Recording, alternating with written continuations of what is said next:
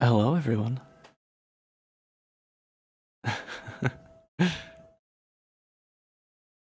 cuties. It's been a little while, I think, since I've last streamed. Hi, Jelly. Oh, hi, Fiona. Hi, Tofu. Who else is here? There's so many of you. Wow. Lee May's here. Hi, sweetie. Hi, Linda. Hi, Louise. BB. Hi. Poppy. Meowshmellow. Hi.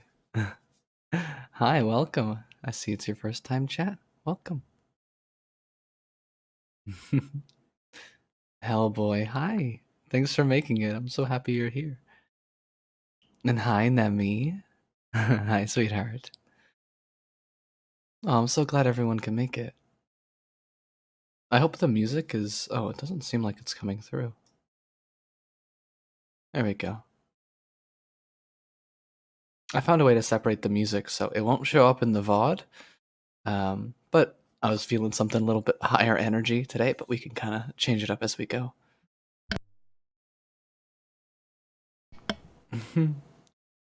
No, sweetheart, I would never miss my live. I was very excited to do this again. I've just been so busy recently that I couldn't schedule another one, but I'm excited to be here. Oh, let me get comfy here. So I'll probably go for like 3 or so hours, because I have some things to do later today. So I'll go for a couple hours, just like last time. You're up at 5 a.m. Oh, Poppy, you didn't have to do that. You could have just waited for the VOD to come out on YouTube. And that goes for anybody who has to go during this. I'll upload the full thing to YouTube just like I did last time.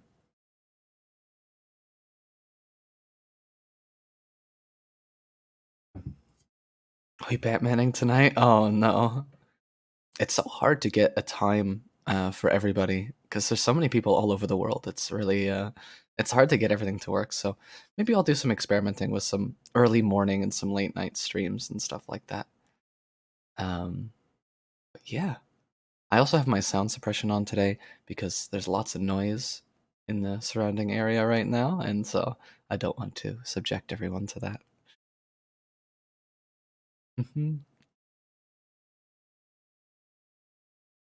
You want to be here? Oh, so sweet. I'm glad you could make it. I hope everyone enjoyed, everyone who's in the Discord enjoyed our little game night we had last night. It's really fun. I had a lot of fun. I got real tired at the end. I was getting really sleepy. But that's also something we're going to do today is I'm going to finish off the Q&A questions I've got. And of course, if people have more questions, more than welcome to ask. But we're going to finish off the Q&A questions that we have. And we're going to figure out today what we want to play on stream. That was a big goal I had for today. I'm very excited. So I'll start taking suggestions for some games to play for like streaming here on Twitch, things that people would be interested to see. Oh, okay. Oh lordy. Okay, I have gotten that a couple times. That was one I was very much considering was Dark Souls, because it is supposedly very, very hard. And I'm always up for a challenge. Taco! Hi, sweetie. Hi, Taco. Aw, thanks for coming in. I'm so happy you could be here. I haven't made an Instagram account so I can chat with all my lovelies on Instagram yet, but I'm gonna be doing that very, very soon. Just so for those of you who aren't in the Discord that want to chat with me, I could do that and that could be really fun. But Taco's here, yay! Hi, Taco. We miss you a lot. I hope things are going well. What was I saying? Right, Dark Souls. It's something that people have been wanting me to play for a while, so I have been considering it. So let me put that on the poll, actually. I'm going to make a straw poll full of game decisions. So I'm going to put Dark Souls, and I'll probably start with Dark Souls Remastered, but I'm open to doing the whole series if I enjoy it. So let's say Dark Souls. Another one I was considering was the Dishonored series, because it's one of my favorite all-time series. So I'm going to put Dishonored slash Bioshock slash Prey, because for those of you who don't know, there's a studio who made Bioshock, there's a studio who made Dishonored, and then they came together to make Prey. So I probably want to play through all of the games, because Bioshock as well, some of my favorite games. I'll actually put that in a separate option. Bioshock slash Prey. Fallout is definitely one I want to do, because I love my RPGs. So I don't know what I'd start with. I could do one of the classic ones, like Fallout 1, or I could start with some of the more modern ones, like 3 or New Vegas. But Fallout is definitely an option. I know there's definitely some people who want to see that.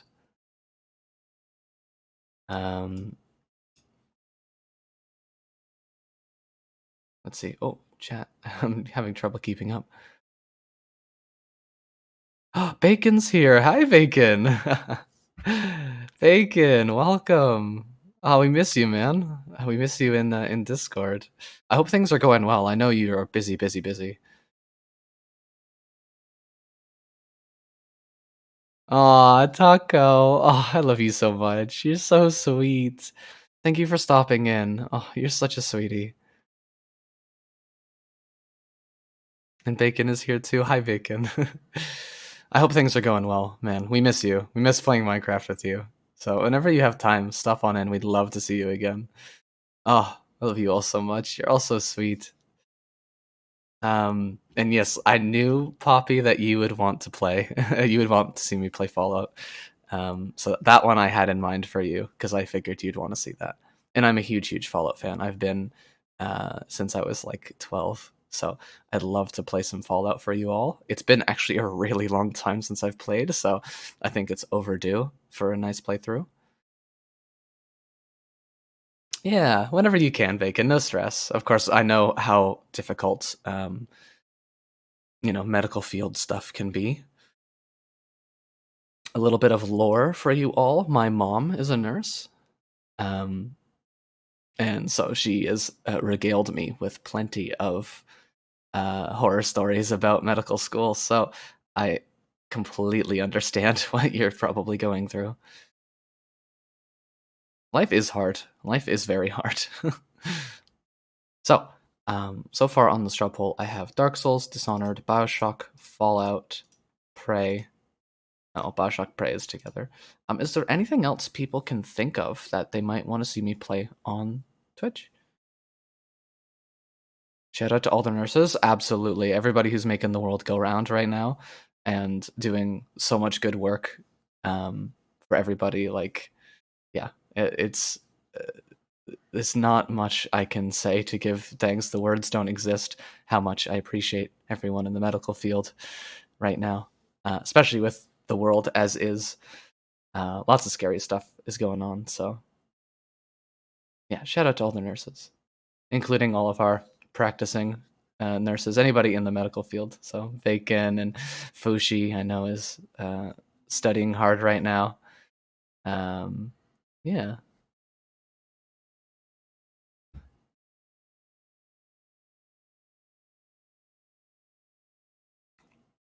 And then there's just me speaking softly into a microphone, helping people fall asleep. It was actually a thought of mine to go into the medical field. It was a one of the potential ideas I had. But yeah, yeah, and I've definitely heard all about it. I have a couple friends in the field as well, and they give me frequent updates.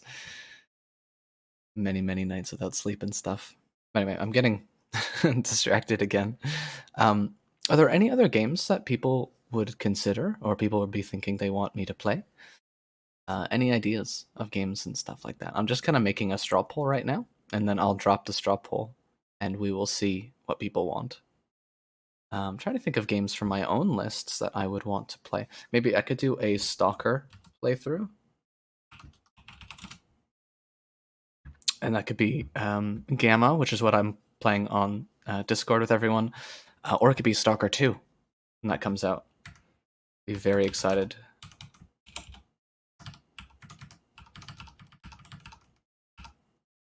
I'll put that in there as well. Hello Kitty Nail Salon. I could put that on there, but I think everyone's gonna vote for that, even though even though it's a joke option. I'm pretty sure that would win, knowing you all. Could play Colonel Sanders Dating Simulator. That could be fun. We're struggling, yeah.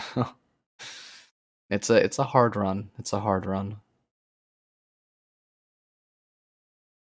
I was also considering doing like live script readings on Twitch too. Could be fun. Just on occasion. We come on here just like this, have some softer music, and do some like reading of like a script or something like that. People could send in some scripts and I can read them, and that could be fun.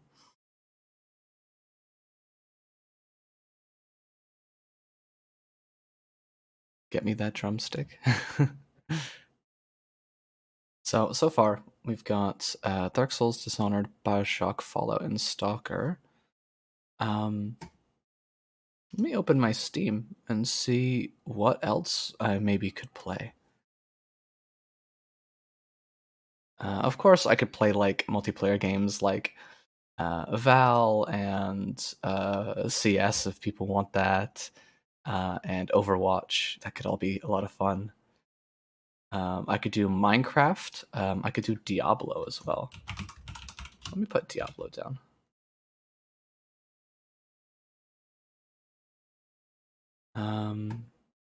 It would probably be like 3 and 4, but I could go back and play 2 as well. Let's see what else.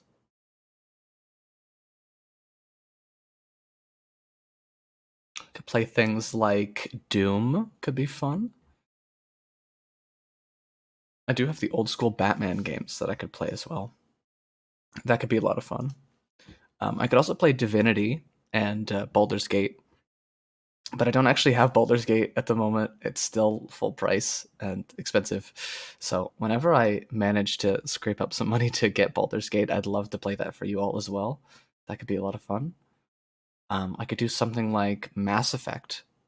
This is a bit of a sad admission, but I've actually never played Mass Effect before, so let me put that on there. So that could be fun. I could have like a first playthrough with you all. I saw earlier Resident Evil. I'd be more than happy to play that on stream as well.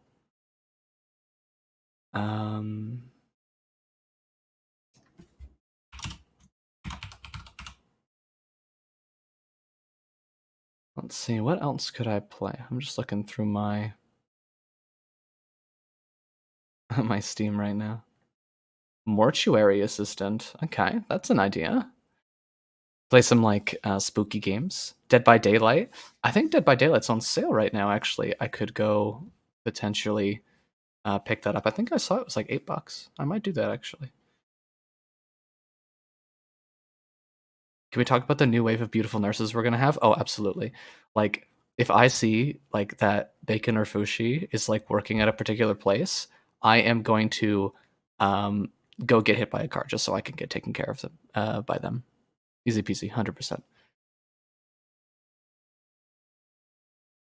I'm kidding. I'm kidding. Of course, I'm kidding. I'm not gonna jump in front of a car. I promise. But like, if they're there, you know, I might just walk in and be like, "Oh, doc, my stomach, my tummy's aching. Like, I need someone to take care of me. Like, I don't know." And then they'll send some other doctor. I'll be like, "No, no, not them, not them. No, is Bacon working today?"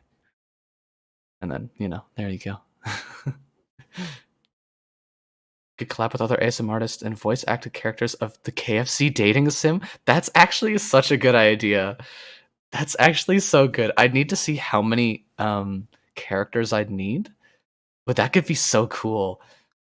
We could get you in on this, Bacon, since I know you're thinking about it as well. Maybe I could go nab. I don't know.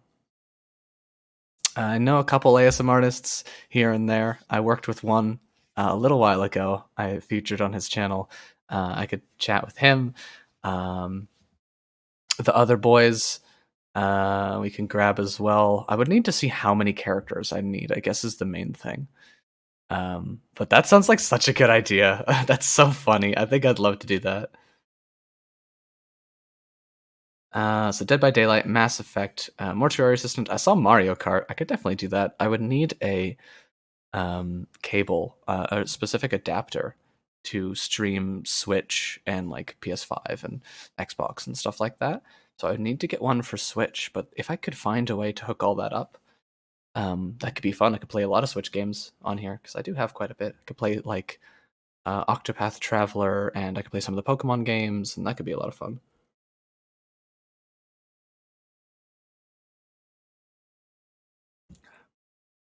Would you ever play World of Warcraft? Um, oh, did you ever play World of Warcraft? I never played WoW, or played a little bit of WoW. It was fun. I enjoyed. My MMO of choice was Star Wars: The Old Republic because massive Star Wars fan. And honestly, if I'm gonna pay, the monthly premium for an MMO, I'm only gonna choose one. So I chose Star Wars: The Old Republic. But I could log back in and do some like raids and stuff like that. That could be fun. Um, or I could try like WoW. I didn't dive too deep into it. I know there's been so many expansions since I've last played. Um, but that could be a lot of fun. I would be so down for that. Fushi and I are more than happy to take care of you. Okay, well now I'm definitely like twisting my ankle and coming in. So easy peasy. If I played FNAF, I have played FNAF maybe like twice. I played it. I got the idea. I beat the Five Nights or whatever. And I was like, okay, that was fun. And then I hadn't touched it since. I played the first one when it first came out because people thought it was like because it was kind of new. Like the idea of gameplay was kind of new. Then I played it, and I was like, that was fun. And then I just never played any of the sequels. But I have been keeping up with the lore for the most part. Um, thanks to Matt Pat and Game Theory and all that stuff, all of his theories on it. So I've always found really interesting. So the lore is surprisingly deep and vast and convoluted, which is what I love about game lore. So I would be open to giving that a try. I think. You want to see me get jump scared? Oh no. Well, you see how I am with Resident Evil, so I should be okay, hopefully. For Xbox and Nintendo streaming, you need to get a video capture card. Yeah, I would need to do some super intense research on that because I have a friend who tried his hand at some streaming, and he was telling me about how complicated all of that stuff is, and like how his setup turned out to be like 3 times bigger than like he had it when it started. Like um, additional monitors for streaming, which I'm trying to get my hands on one actually, but they are expensive. And like video capture cards and all these other extra cables and stuff like that. So yeah, I'll have to do some looking into that. But I'd be so down for that. I'd love to play. If things go well, if games go well. I know like some of the exclusives, like the Bloodborne was one that I was talked a lot about. Is like an exclusive to PlayStation that I could play if I got a capture card, or I guess God of War is now on PC, and so is Horizon. So maybe I just wait. Maybe maybe most PlayStation exclusives will come to PC eventually anyway. Oh, someone's making noise outside. Um, but yeah, like games that are exclusives. I guess it's mostly would be Nintendo games. But that could be a lot of fun. I think I'd be down for that. I would enjoy that a lot. Oh, hi Kawaii. Welcome, welcome. Bloodborne's very hard to play. Good luck. Yeah, I've been told. Um, I mean, I think it's connected to the Dark Souls things, right? Because I think it's made by the same person. I don't know if I imagine this or not, but I believe that was something that I was told. That it was made by the same people who made Dark Souls. So if it's anything like what I heard about Dark Souls, I am definitely in for a world of hurt. But if I like Dark Souls, I'd be down to try that too. That could be a lot of fun.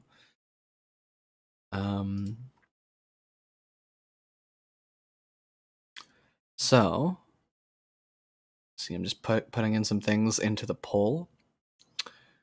Let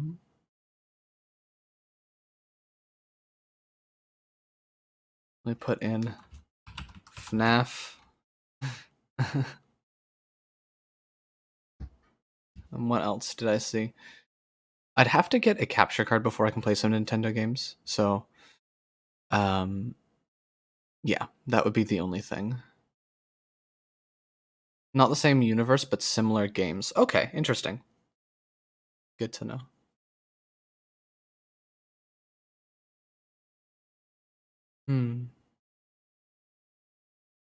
Oh, the Ko-Fi bot. I kind of forgot I linked that in here. Okay, I'll keep this open, my poll maker open, and if people think of things in the meantime, feel free to put them in the chat. That's totally fine.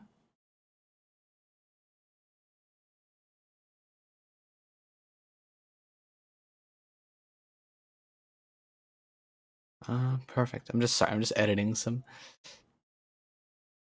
stream settings here. If you're like me, hack Nintendo games on my laptop. I could play on emulator, actually. That is true.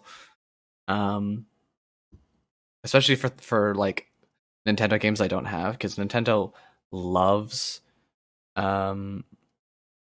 like keeping their games at full price, even though it's been like 5 years after they've released.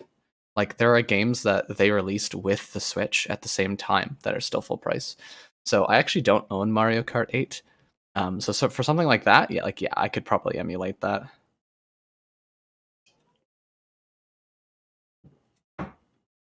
What's this? Sekiro Shadows Die Twice is another game made by the same developers. I think I've seen that one. Is that the samurai one? I think. And like you can avoid death, or like you can die multiple times, or something like that. I assume, based on the title. I think I have seen a little bit of gameplay of that. That one looked really interesting. I actually did not know that was made by the same people. Huh. Okay. The list grows. Maybe that's what I do. I've been talked a lot about Dark Souls, and I'm sure you would all love to see me suffer in game and struggle. So, I'm down for something like that. I'm down for a bit of a harder experience. I know I'm kind of shooting myself in the foot by saying that, so that's completely okay. If you guys want to watch me struggle in a video game, then I'm more than happy to do it. So who knows? If I like Dark Souls, I can move on to Bloodborne and Sekiro and Demon Souls. I think, because I think that came out with the PS5, the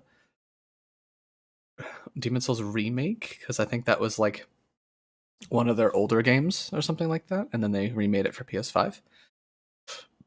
So maybe, if things go well, I could try that.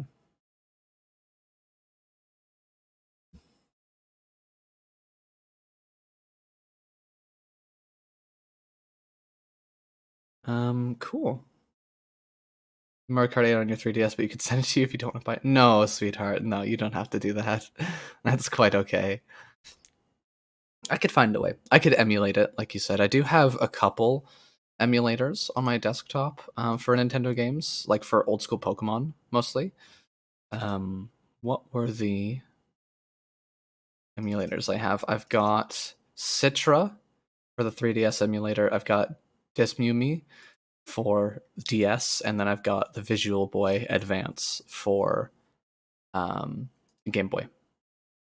Yeah, full price after all this time is crazy. Welcome to Nintendo. They never drop the price of their games, like, ever. Their first party games, especially, like, made by like their proper Nintendo team. Anything that's like Mario, Zelda, Pokemon like always stays full price. But stuff that's like not made by Nintendo, like Square Enix games and stuff like that, like they will sometimes drop in price, like or like third-party games. Sometimes they don't keep it full price. Do I have some Pokemon games? I actually have every Pokemon game from DS to Switch. I own every Pokemon game. The only ones I don't physically own in terms of Pokemon is the Game Boy games, Game Boy and Game Boy Advance. Although I do have Fire Red and Leaf Green because I played this a lot when I was a kid. And I also have Ruby as well. But other than that, I don't have any of them. I actually don't have a Game Boy anymore. My Game Boy broke years ago. Like the opening bit, like the screen part snapped off, which was really sad. So I have my 3 Game Boy cartridges that I actually just can't play. It breaks my heart. And going to like retro game stores, Game Boys go for like $100, 150 sometimes, and like the old school Pokemon games, like the old school cartridges, go for like 80 to 120. So I could buy like a brand new AAA modern video game for that much. So I'm perfectly fine just emulating those old school Pokemon games instead of, dropping 3 digits on them. Oh yeah, I miss my Game Boy too. Oh. So for those games, like, I'm more than happy just emulating them. If I want to complete the Pokedex, I can actually complete it without any of the Game Boy games. So I'm totally fine with that. Totally all right with that. And I have multiple DSs, so I can trade my Pokemon back and forth. So easy peasy. So I'm more than happy just emulating them and not spending that money on those games. But they're fun. I actually have an emulator on my phone. It's called like John GBA or something like that, and it's on the Android store. I don't think it's on Apple for those of you using Apple, because I have a Google Pixel. So I'm able to access it, but it's called John GBAC, and it plays all Game Boy games from the original Color to the Advance. And all you have to do is find a ROM of the game, and there's a couple different like websites you can find them on, and you just download the ROM, and you just basically put it on a folder in your phone, and you select the file path for the emulator to go through that folder, and then it will pull all of the games you put in that folder, and you can play any of them. So I've been playing. Oh, someone is letting their children run around in the hallway out there. Oh, the glory of living in apartment buildings. So yeah, I can play like old school Pokemon. I can play Yu-Gi-Oh. I can play old Zelda games. I can play a bunch of stuff, like Pac-Man and some of the Rayman games that were on there. What else? Yeah, like tons of stuff. Sonic Pinball. Spent a lot of hours playing that when I was a kid. I feel like you're gonna get judged, but what is a Game Boy? Oh, I'm feeling old now. Game Boy's a very old handheld console. I was about to reference the PSP, but I think the PSP came out before you were born as well. That's rough. Okay. Imagine a Switch, right? Nintendo Switch. It's just a very old, archaic version of it. So it's a lot smaller, but it's like the originator of the Switch. Basically, you can trace it all the way back till then, because aside from what the GameCube and the Wii and the Wii U, I guess, Nintendo's been mostly handheld for the most part. Oh, the PSP, yeah. I never had a PSP actually. I transferred over to PlayStation pretty late. Or no, I guess I wouldn't say that. Like when I was a kid, I had an Xbox. That was my main console. I had the original Xbox and the 360, and then I got a PS3 around the same time, actually. And then I just kind of continued with Xbox One, and my Series S and X and stuff like that. But then I got a PS5 for some other games and just to like play with some of my friends when the time came to get a next gen console. And at the time, I worked at GameStop, so they hooked me up pretty good, and I didn't have to wait like 8 months. So that was pretty nice. Oh, someone's going to sleep. You've seen Game Boys in movies? Yeah, you probably have.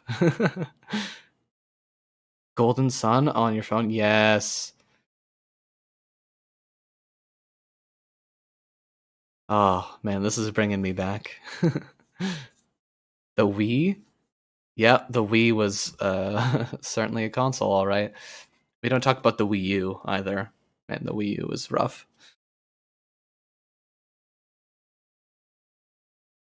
The discounts at GameStop were not as great as you'd hope.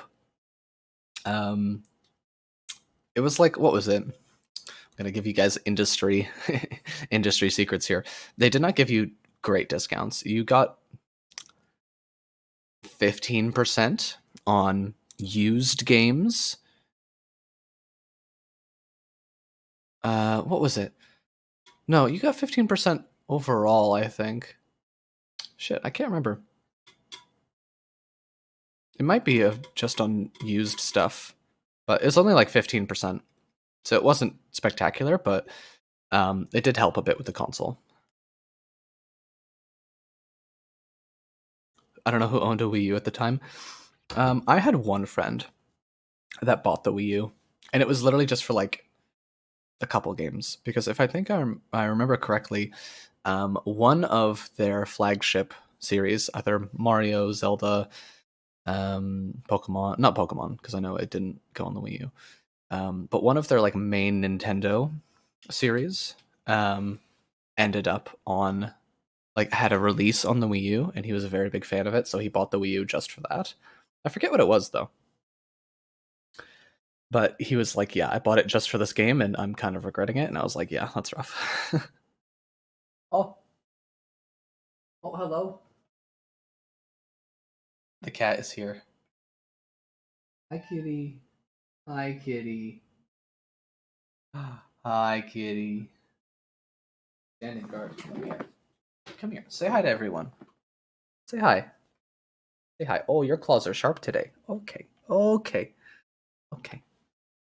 She is here. Ellie is here. That's right. Hi, kitty. Yes. She is here. She is looking at all of the flashing things on my screen. Yes, baby. Mm. Okay. She is chill. She's such a cutie. Hi, kitty cat. Yeah.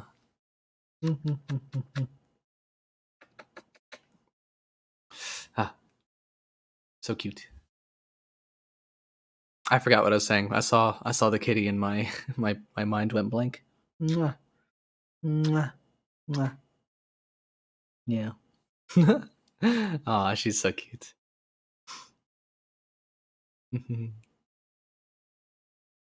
Oh, she's come to hang out with us.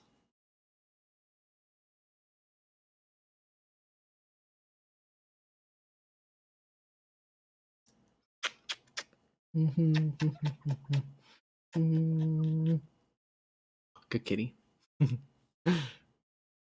Server will still apply here, right? Oh no. That's not good.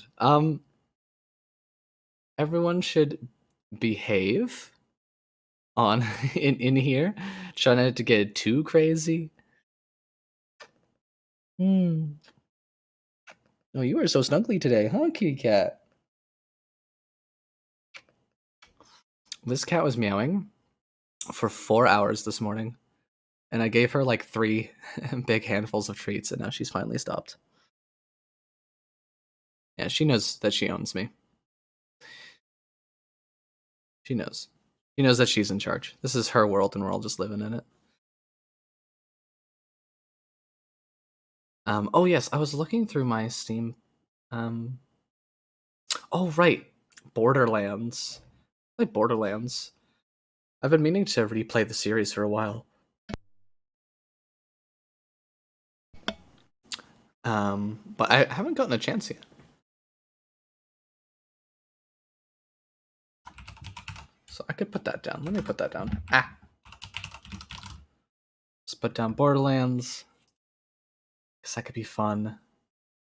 I have some one-off games I could play, like Chrono Trigger. I have Condemned Criminal Origins. Some small like indie games. The Cleaner looks really fun. I have Dead Cells that I absolutely adore on my Switch. So potentially that, maybe. Borderlands? Yeah, okay. All right, I'll put that on my list. What else do we have? Don't Starve could be fun. I haven't played that in a long time. So I'll put that on because I loved that game. I put in, let's see. Keep in mind, I have not played this since probably 2015. I have not played this since 2015, July 15th, 2015. I have 109 hours on that game. 109. And I haven't played it since 2015. So I could also play Don't Starve together for multiplayer if people want to play with me. That could be fun. I, of course, could do an Elder Scrolls playthrough, Morrowind, Oblivion, Skyrim. I could play Daggerfall. I could play Arena if I wanted to download some emulators as well. There's a lot of other like indie one-off games, like Empty Shell was a game that I saw that was really cool that I got. Play through the forest, maybe, if we want some spooky games. I could play through Hades. I've played a good amount of Hades so far.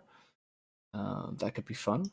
Hollow Knight. I haven't done a playthrough of Hollow Knight yet. It's been sitting in my Steam library for a long time. And I am not good at platformers. Inscription. If anybody's heard of Inscription, Inscription was a really fun, like, kind of card sort of strategy game with some interesting lore, so that could be an interesting thing. Ninja Gaiden. Very hard game series if you're aware of it. I could try that. We do XCOM. Ooh, let me put XCOM down. I love XCOM.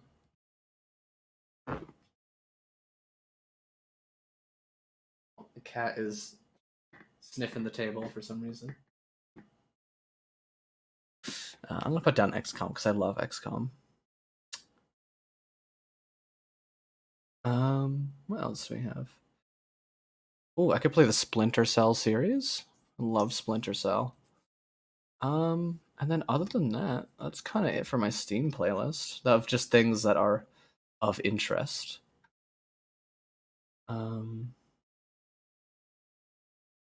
Dead Cells, yeah.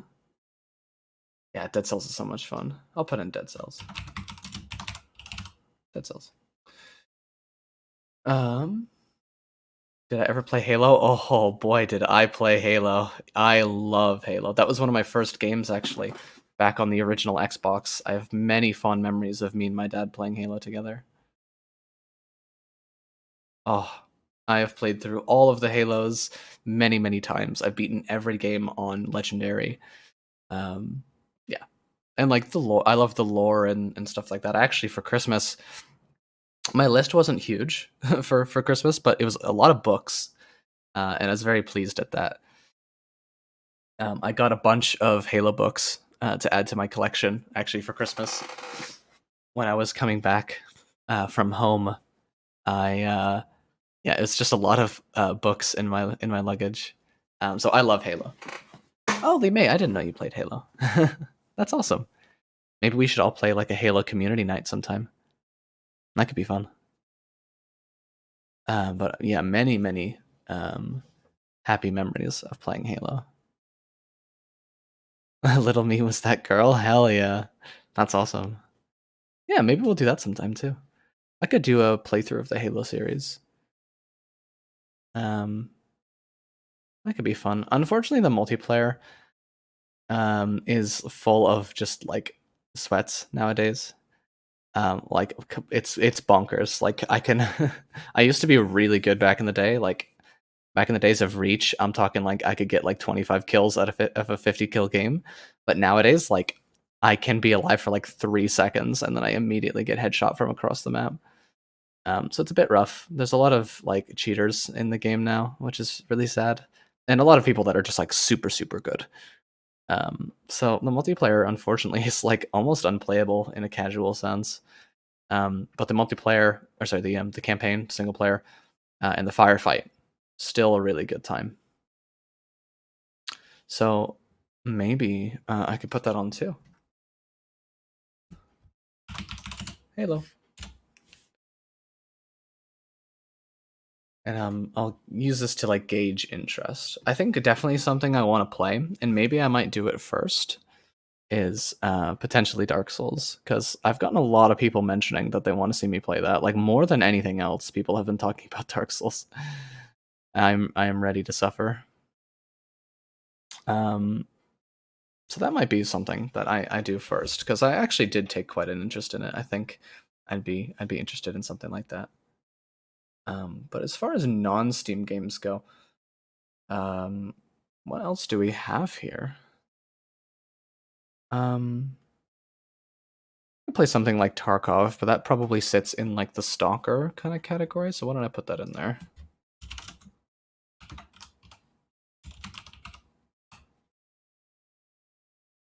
Um,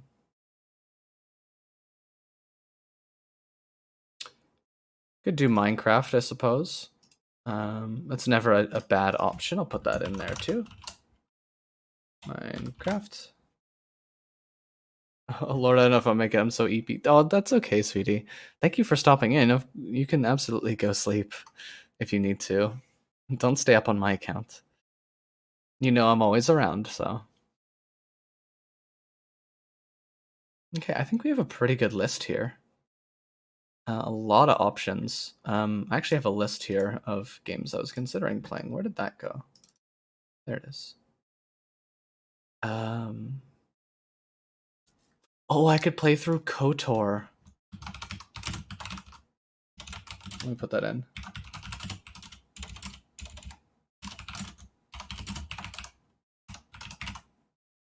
I love KOTOR. Oh, and Devil May Cry. That's what I wanted to do. Devil May Cry. Yeah, it's beautiful. Okay, those are the two that I was also considering because I love DMC. I'm not much of a fighting game person, surprisingly, but I love DMC. Lethal Company. I've played it a couple times with some friends. I enjoyed it. It was fun. I know you can mod the game, which I looked at. So there's lots of interesting stuff going on in there. Yeah, I'd be so down to play Lethal. I would need some people to play with. I forget how large the lobbies are. I think it's 4 people, if I'm not mistaken. But I would be so down to play that. That would be a lot of fun. I would need a group of people to play with, probably. I mean, I suppose I could do it alone, but I think it's much more fun with people.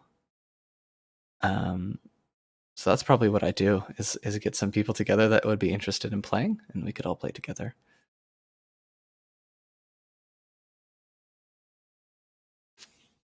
If this was 3 years ago, I would have put Among Us on this list, but I don't think I'm gonna do that. You'd play with me? Well, there you go. That's one. And I know some of the other ladies in the server were talking about Lethal Company, so potentially I could play that too.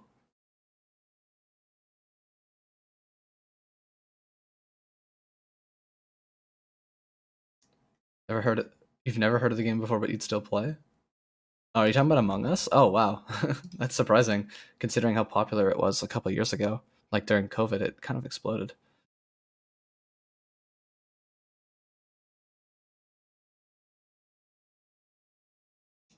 Mhm. Oh, Lethal. Oh, yes, of course. It's fun. You go do tasks, you go find loot, try not to get eaten by monsters. You know, the classics.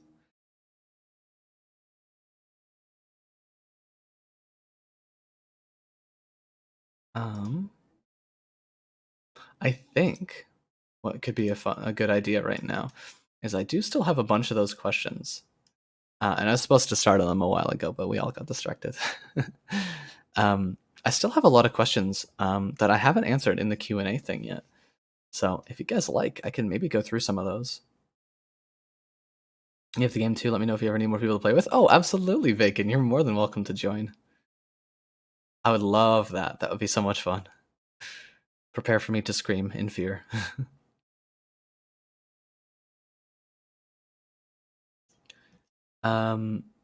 Okay, I think we've been chatting about games for a while. I'm more than happy to keep chatting about games, but let me, um, interweave, I guess is the word, interweave this with some of the questions from the Q&A channel that I haven't answered yet. Keeping my mouth shut. Oh dear. Oh Lord. Let's see. Where did I leave off? I think I left off at. Oh no, Bacon's leaving. Oh, thank you for coming in, Bacon. I really appreciate it, man. It's always good to see you. I think I left off at Jelly's question of: Are all of your works so far written by you, or are they based on your experiences? Yeah, let's do some questions. So, are all of your works so far written by you, or are they based on your experiences? So, I did a lot of scripts. Um, I did a good amount of scripts from other creators on. There's like a subreddit for scripts and stuff like that. I did a lot of their stuff, but I also did a lot of either improv to make it more authentic, and a combination of writing my own scripts. So not all of them are written by me, but a good chunk of what I've done so far are. Oh, Hellboy's going to work. Oh, thank you for stopping in, Hellboy. I really appreciate it. Have a good day at work.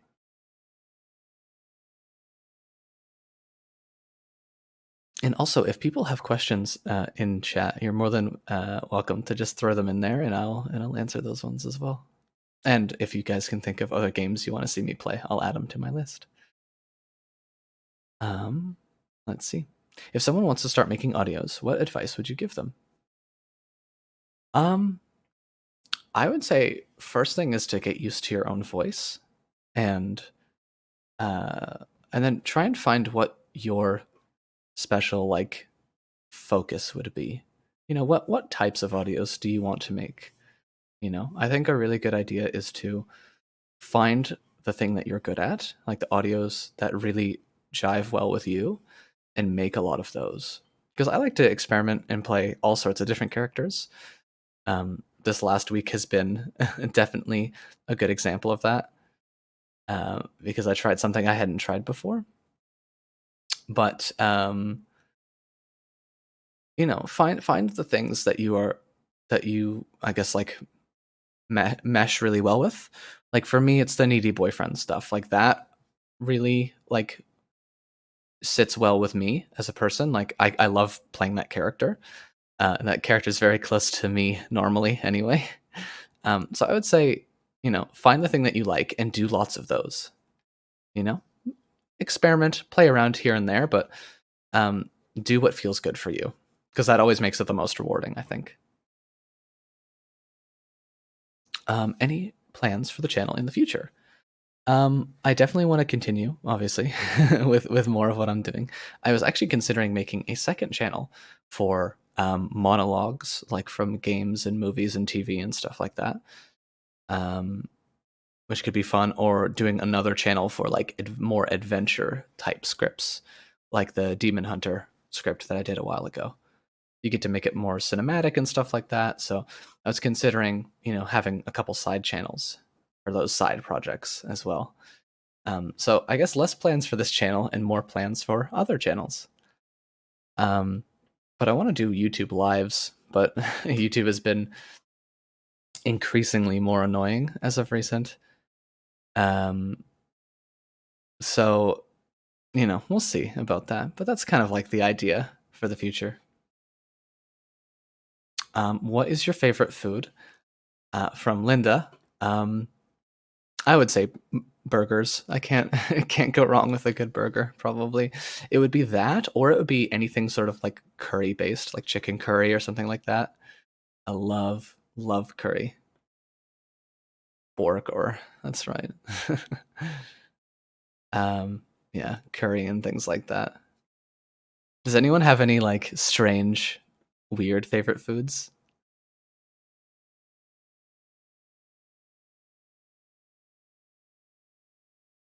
I know someone in here. I'm not going to call them out, but they told me that they eat burgers by picking them apart. I'm not going to say who. I'm not going to embarrass them. Um, but they told me that they pick burgers apart and eat them like individual piece at a time. Yeah, I know. I know. I was very shocked to learn that. So if you do you, I guess I know. That's what I said. It's okay. I still love them. They know I love them. But I poke fun at them with it all the time. The person who does that should be banned. No, I would never. But it's funny. Um, man, good times. But yeah, do any of you have like a strange favorite food that like people wouldn't normally have? Cancel. Well, Nemi's out for blood today. Oh my god. Also, if you guys are feeling different music, you guys let me know. This music has gotten very hype. I'm just in like a high energy mood right now. I know it doesn't sound like it. I'm trying to be chill and like pronounce my words better. Enunciate, I guess that's the word I'm looking for. But I don't know, I got a lot of energy right now. So excited to stream today.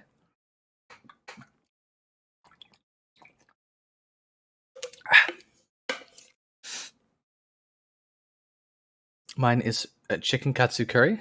No, yours isn't weird. Chicken katsu curry is really good. Pineapple pizza with pineapple, that's totally fun.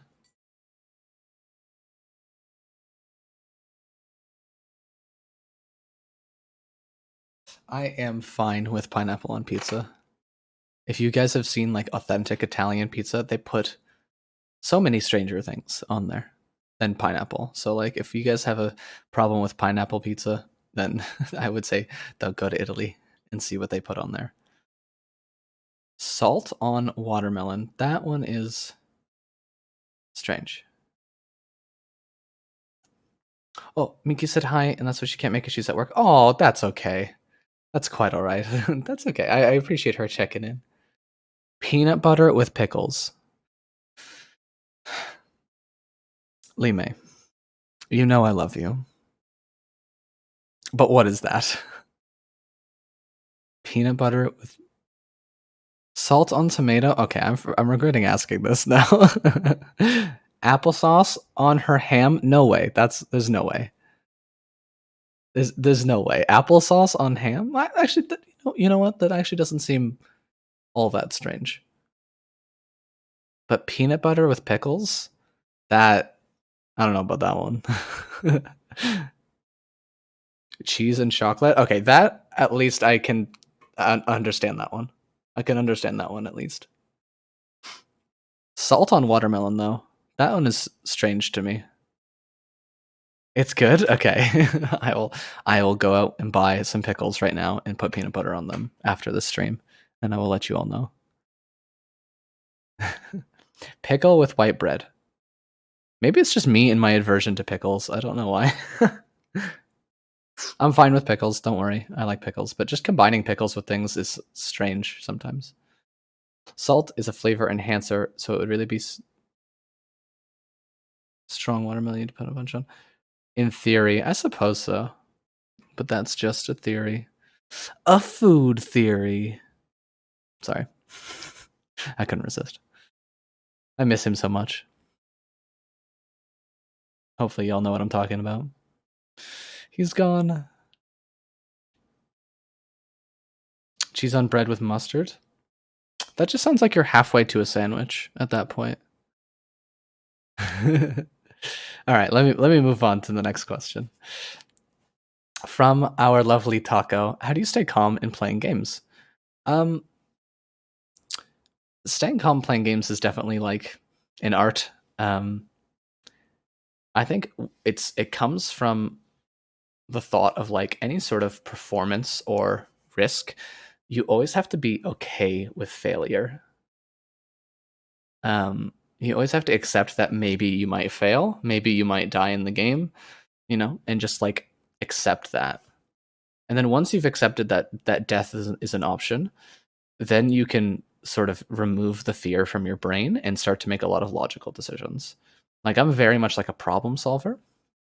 So in say Stalker, which I've played a lot with you guys on Discord, yeah, I get swarmed by bad guys or mutants or whatever, and I accept that I could die here. And especially when I played, I've been playing like Iron Man on the side. I haven't played it a lot on stream. I played it one time on stream, um, but I'm playing an Iron Man run, which means if you die, it's over. The save gets deleted. So it's just another way to test those muscles, right? But it takes a lot of practice and discipline, and that's why I don't necessarily like rage when I play those games. When I play like Stalker or Resident Evil or anything like that, it's just because like I have accepted that death and failure is an option, which is like a good, I think, lesson for life. Accepting that failure is there, and sometimes it's the situation you're put in. You can sometimes play perfectly and still lose. I believe it's a quote from The Art of War, which is, "It is possible to make no mistakes and still lose. That is not failure. That is life." Um, and so sometimes you just get yourself into positions in those games, especially like RPG open world sort of games, where there's sometimes almost nothing you can do, and you'll die regardless just because of the situation that you're put in. Um, and it's sort of like freeing in that way. That's why I think I love those games so much. Is like you are at the whim of this horrible, terrifying world that you have now inhabited. Like that's why I love Stalker so much. Is you are just another stalker in the zone. You are not special. You're not important. You're not the chosen one. Like sometimes stuff happens and you die, and like that's just how it goes. And it's freeing in that way because you're put in this almost place of insurmountable odds, and you just have to find a way to keep going. And sometimes, sometimes the only option is death, and that's how it goes. Sometimes you make a mistake and you die, but at the end of the day, you have to accept those risks when you play these games, and then you free yourself from fear, and you can make all those logical decisions. Um, so I guess it's very long-winded answer, but I think it's a good explanation. It's just patience and discipline and acceptance of failure is what helps me stay calm for the most part. You could explain the science behind it. Hear me out. She's linking us right now a giant scientific journal web page to explain the science behind it. Salt on apple. What's up with you guys putting salt on things that don't require salt? You know what? I'm gonna just whip out all of my salt in my cabinet and just start putting it on everything I eat just to see.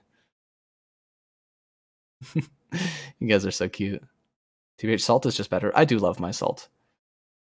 I'm mostly, if I'm touching either salt or pepper, I actually mostly touch the pepper, if I'll be honest with you. I don't know if that's like a total betrayal or not, but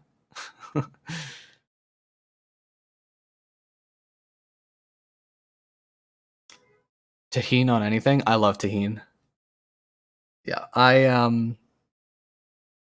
make this like it's a Mexican dish. It's like corn, sour cream, and you char it, and a couple other things. You put tahini on there as well. You mix it with like corn chips and stuff like that. What is it called? It has a name. I'm trying to remember what it's called. but it's quite good. It's like a typical, like it's a typical like Mexican dish. That I sometimes make at home. I'm trying to remember the name. It's blanking on me. It's good. It's like very creamy, and a little bit earthy as well. It has a lot of spices in it. What does it taste like? I mean, the main thing is like corn and tortilla. Um, I'm trying to remember what it's called. Um, oh, it's on like the tip of my tongue. Um, Esquites. That's what it's called. Esquites. It's very good. Like tahine by itself. Spicy warm pepper, maybe. Like if you were to take like pepper, like shaking pepper, and you were to make it like spicy and warm. Um, Almost like chili flakes, I guess. A chili powder, a little bit sour. Yeah, I would say so.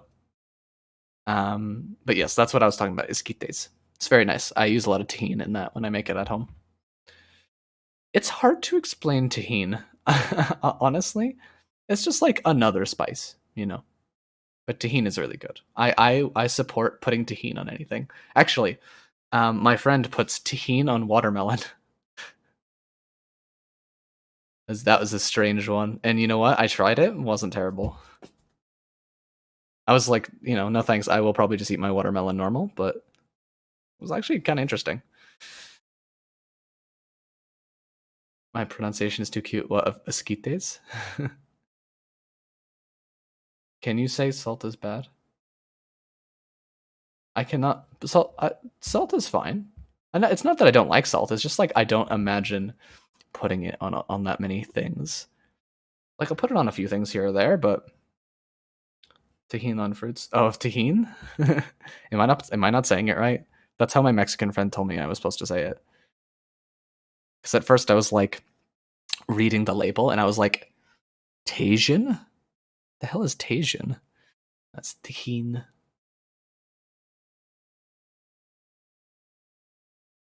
I know.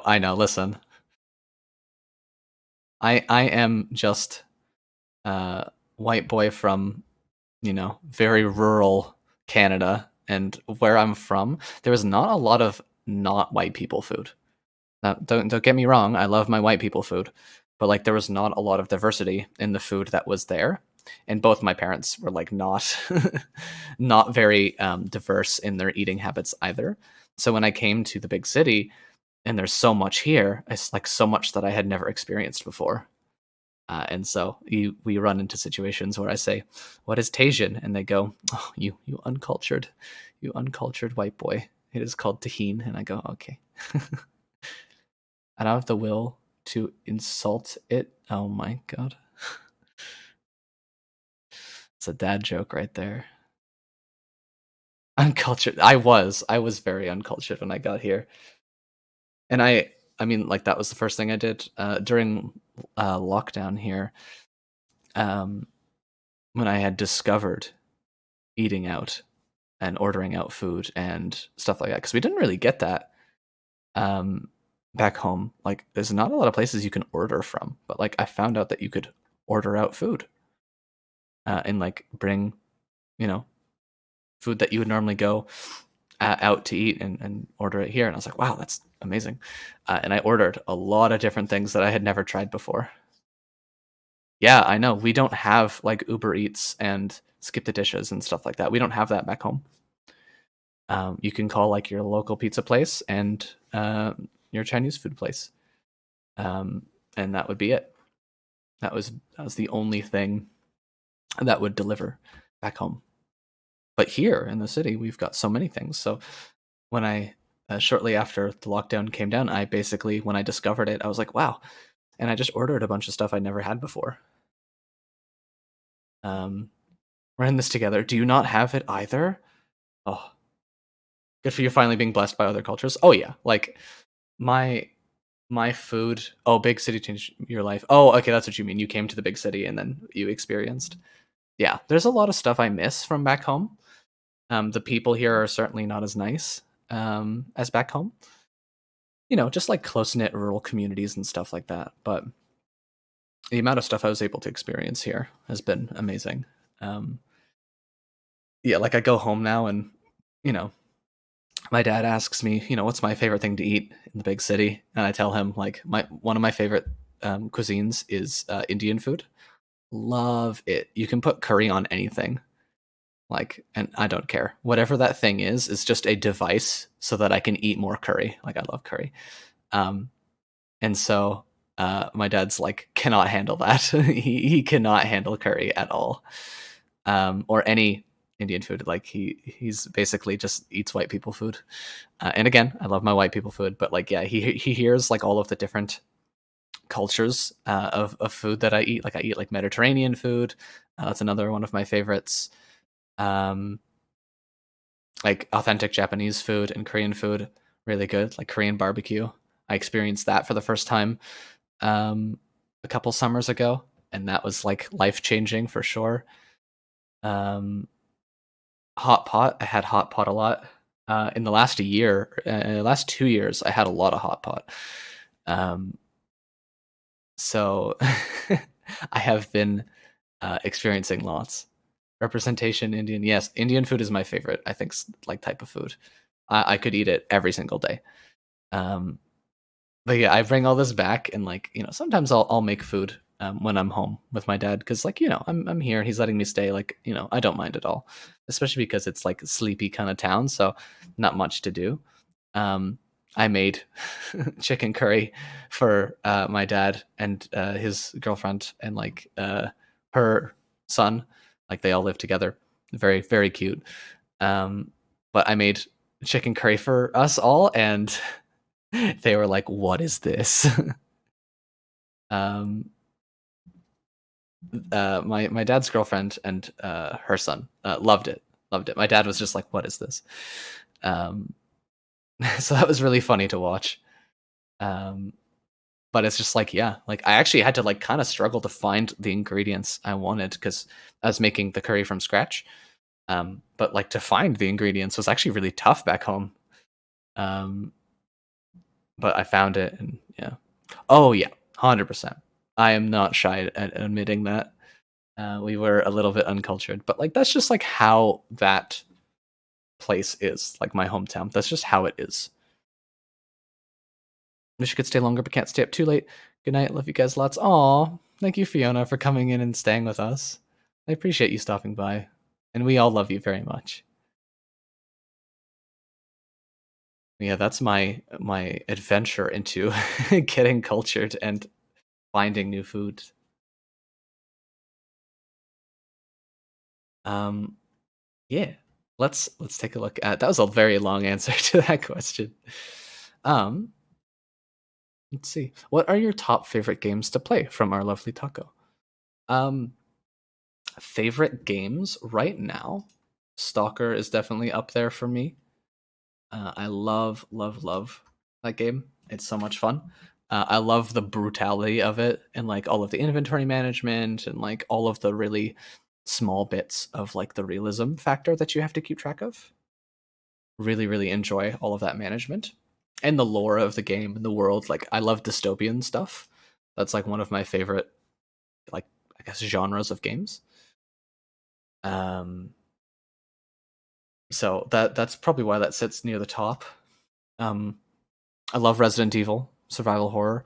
Resident Evil is my favorite survival horror franchise. Dishonored is a really really great game series. There's 3 games in the series: Dishonored 1, 2, and then Death to the Outsider. Really really fun. You can approach the game from like kind of any angle, play it however you want to play, upgrade your powers in whatever fashion you'd like. Yeah, really really love it. Minecraft I've been playing a lot of recently with the ladies on the server, so that's been really really fun. I've really enjoyed that. Um, and I would say Doom as well. I've been playing a lot of classic like old school Doom and Quake recently. So they've been a lot of fun. So I've just been having like the best time. Um, a lot of different styles of games as of recent. What else have I been playing? I've been kind of busy these last few weeks. So I haven't been able to like hardcore game as much as I'd like. What else have I been playing? Yu-Gi-Oh! Master Duel, just playing Yu-Gi-Oh! Online. That's been a lot of fun. What else? Oh, and Diablo. Playing a lot of Diablo. Diablo 3 is my favorite. Diablo 4 is fun, but Diablo 3 has a special place in my heart. So I've been killing lots of demons. But that's kind of where I'm at right now. My games shift, you know. I have this thing where I get like turbo obsessed with a game for like a while. I will play a game to death. Oh, Kawhi, that's okay. We will have fun, don't you worry. Thank you for stopping in and hanging out with us. Very, very sweet.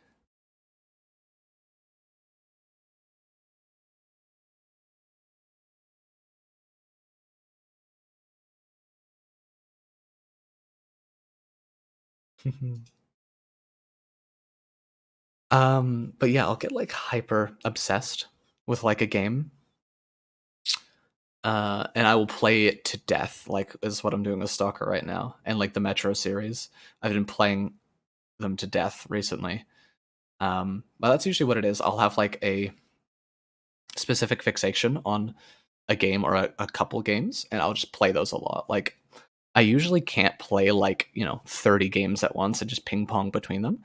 Usually I have like a fixation on like a handful and it will switch. So like you could ask me now, you could ask me in a month or 2 months, and it could be completely different. I might be super obsessed with this other game for a while, right? That's just kind of how we are at the moment. I've always been like that since I was a kid. I'd always be like fixated on one specific thing or another because when I get really interested in something, I want to learn like all of the lore. I want to watch people play it. I want to watch like game theory about it. I want to watch, you know, history videos and cool facts, and I want to play through it every single way that I can, and dump hundreds of hours into it as I have with Stalker recently. So that's kind of where we're at right now. Um, so like my current chunk of fixations is like Resident Evil, Stalker, Metro, Minecraft. Um, that's probably it. I've been playing a lot of XCOM in my free time as well. Whenever I have like 20 minutes to spare, I'll go play some XCOM. And Doom, some classic old school Doom, just to shoot some demons in some glorious 2-dimensional gameplay. Sorry I'm late, didn't notice the time. Oh, that's quite okay. Mel, first time chat.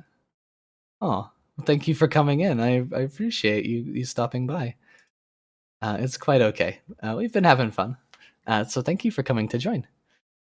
Oh, have I played any of the Silent Hill games? I have. I love Silent Hill. My favorite is probably Silent Hill 2. I love, love, love it. I always say Resident Evil is my favorite survival horror. Silent Hill comes very close. I mean, I think it's no surprise that those two are like the most highly regarded. They've been around so long and they're still avidly talked about to this day. Silent Hill isn't getting the remake treatment that Resident Evil is, but still like very much a beloved game. I just love Resident Evil's lore and engagement more than anything else. I think it does a really good job kind of pulling me in and engaging me with the game, whereas Silent Hill is more of a like story driven narrative experience. I'm not fighting a lot of stuff. There are still puzzles, as is like sort of the nature with survival horror, but I'm not like fighting a lot of stuff. It's more of a narrative experience. And I think a lot of the focus of the game and what makes it so special is that narrative. And once you've experienced it once, it doesn't give the same feeling again. Like finding out those, specific plot points that are spoilers that I won't mention is like a whoa moment. And it's a really special first playthrough. I just think Resident Evil holds up better on repeat playthroughs, in my opinion, personally. One of my favorite people on this planet, me and him have like a lot of the same interests. He swears by Silent Hill. He actually prefers it over Resident Evil, and you know what? That is also fair. It is an incredible game series. Silent Hill 2 is my mom's favorite too. Yeah, Silent Hill 2 is superb. Exactly. See, Lee May and I are sharing a brain right now. We are becoming one. But oh, I absolutely adore Silent Hill. The design as well. Absolutely spectacular. They absolutely nailed that game. And I know they're actually starting to do some remakes now, which I'm very excited about. I'm gonna definitely check those out when I can. A lot of like survival horror has been getting a lot of attention. The Alan Wake remake sequel came out recently after like over a decade, I think, which is crazy. So it makes me happy to see that survival horror is getting like their time in the limelight again. Design is beautiful for real, yeah. Oh man, I would say that that's something it has sometimes over Resident Evil is the design of areas and creatures and stuff like that. They have more of a what would be the word I'm looking for? They have more of a ability to do so because of the supernatural nature of the game. You know, Silent Hill is a very supernatural game because a lot of the stuff is mental and psychological, whereas Resident Evil is based off of like science. Well, I say science in quotation marks, like loose science, and it's still grounded in reality for the most part. So the design that they have over areas is not really spectacular. Like it's not, you can't go really far with it because it's still going to be modern architecture and stuff like that. Like, the inner workings of the mansion or the labs, it's all about environment and feeling rather than cool, different, archaic designs and structures. Resident Evil focuses more on that environmental bit of storytelling. Blood smears on the walls, corpses piled into the corners. Hearing the hollow echo of zombies moaning down the corridor. Right, it's all about that feeling. Whereas Silent Hill is about environmental storytelling, like all of this fog and then a lone tree in the middle of the field, and eyes blinking at you from the distance. Things like that and the creature design. We've got a lot of zombies and stuff, and like sure with the T virus and G virus and stuff like that, we can create some pretty interesting looking monstrosities. And like I would say, like monster design in Resident Evil is quite good, but there's so much more freedom to do it because of the supernatural nature of Silent Hill. Like the nurses, terrifying, right? Pyramid Head, super spooky. Fun fact: I actually know the guy who who was the live action Pyramid Head model. His name is Roberto Capanella, and he was a teacher at a school that I went to. He just like casually one day when we were chatting after class mentioned that he was Pyramid Head, and I was like, "I'm sorry, what?" It's funny. But he's a cool guy. I think I've mentioned that to a few of you before, but I know the guy. Yeah, Pyramid Head. But yeah, like their monsters design is super spectacular. That's one thing I think Silent Hill has over Resident Evil is the freedom that they have with all of these designs because of, again, the psychological supernatural nature of the game allows them that freedom. It's not as grounded in reality. I hope you guys like me nerding out over my survival horror games because I very much love them. So I hope this is okay. But yeah, both series are so close to my heart, and I adore them a lot. But yeah, that's my take on Silent Hill. Loving it? Hell yeah! I'm so glad. I mean, I know how much you all enjoy me rambling on about Stalker lore in Discord when I play. So, ah, you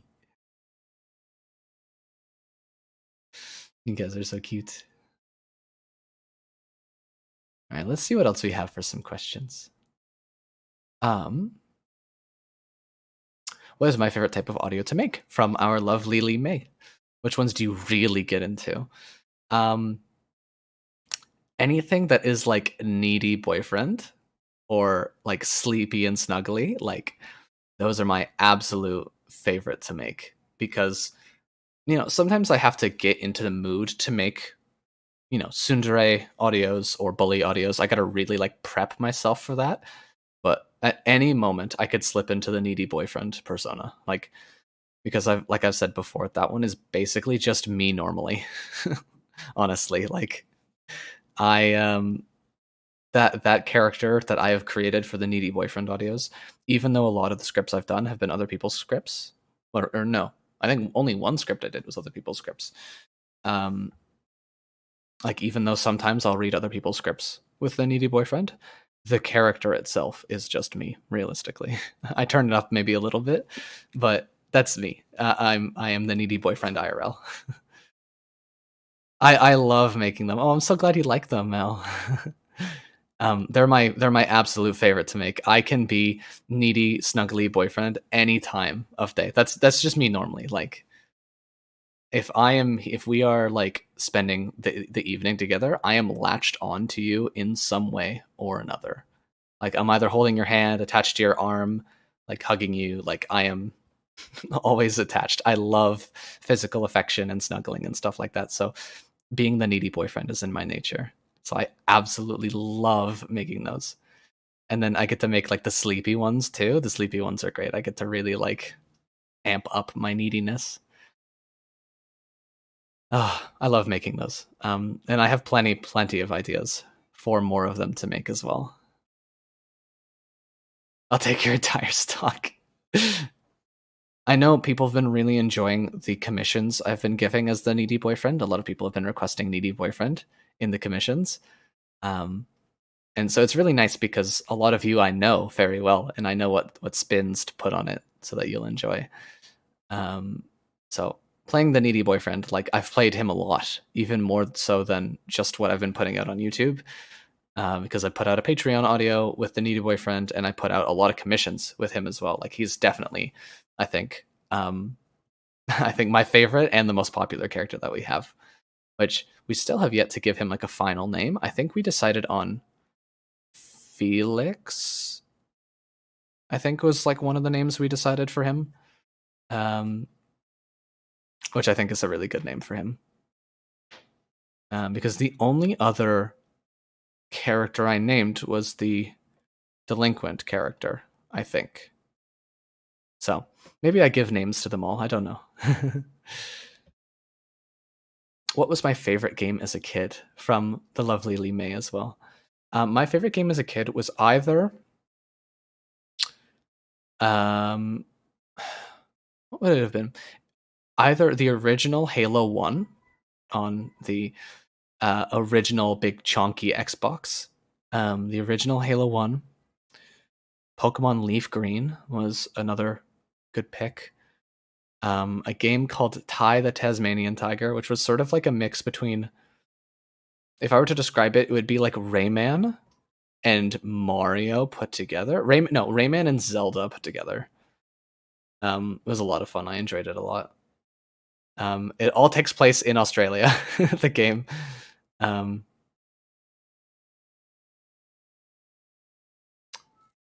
fading in and out of consciousness as I type this, getting the small millisecond naps that transport me into another universe entirely. Send help. Oh, sweetie.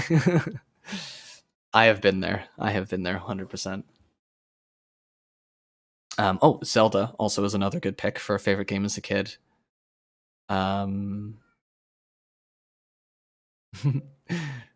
Poppy, you should get some sleep, sweetie. Australia represent. You should just look at the trailer or gameplay of it. It's hilarious. That game is so wonky. Rayman, yep. I love me some Rayman. Some of the classic Sega games, like Golden Axe and Sonic, like I have a lot of fond memories with. Super Mario Sunshine, Resident Evil 4 on the PS2. That was another favorite of mine. The original Doom, even though I was a child, and it was very violent, but you know, I was raised on Halo, so this is not exactly like it's pretty par for the course for me.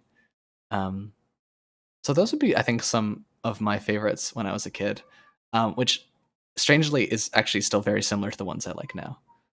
Halo was it. I was so blown away by Halo, like the lore, like as the world opened up, meeting the Flood for the first time, which still I think the Flood is one of the most terrifying things ever invented in a video game.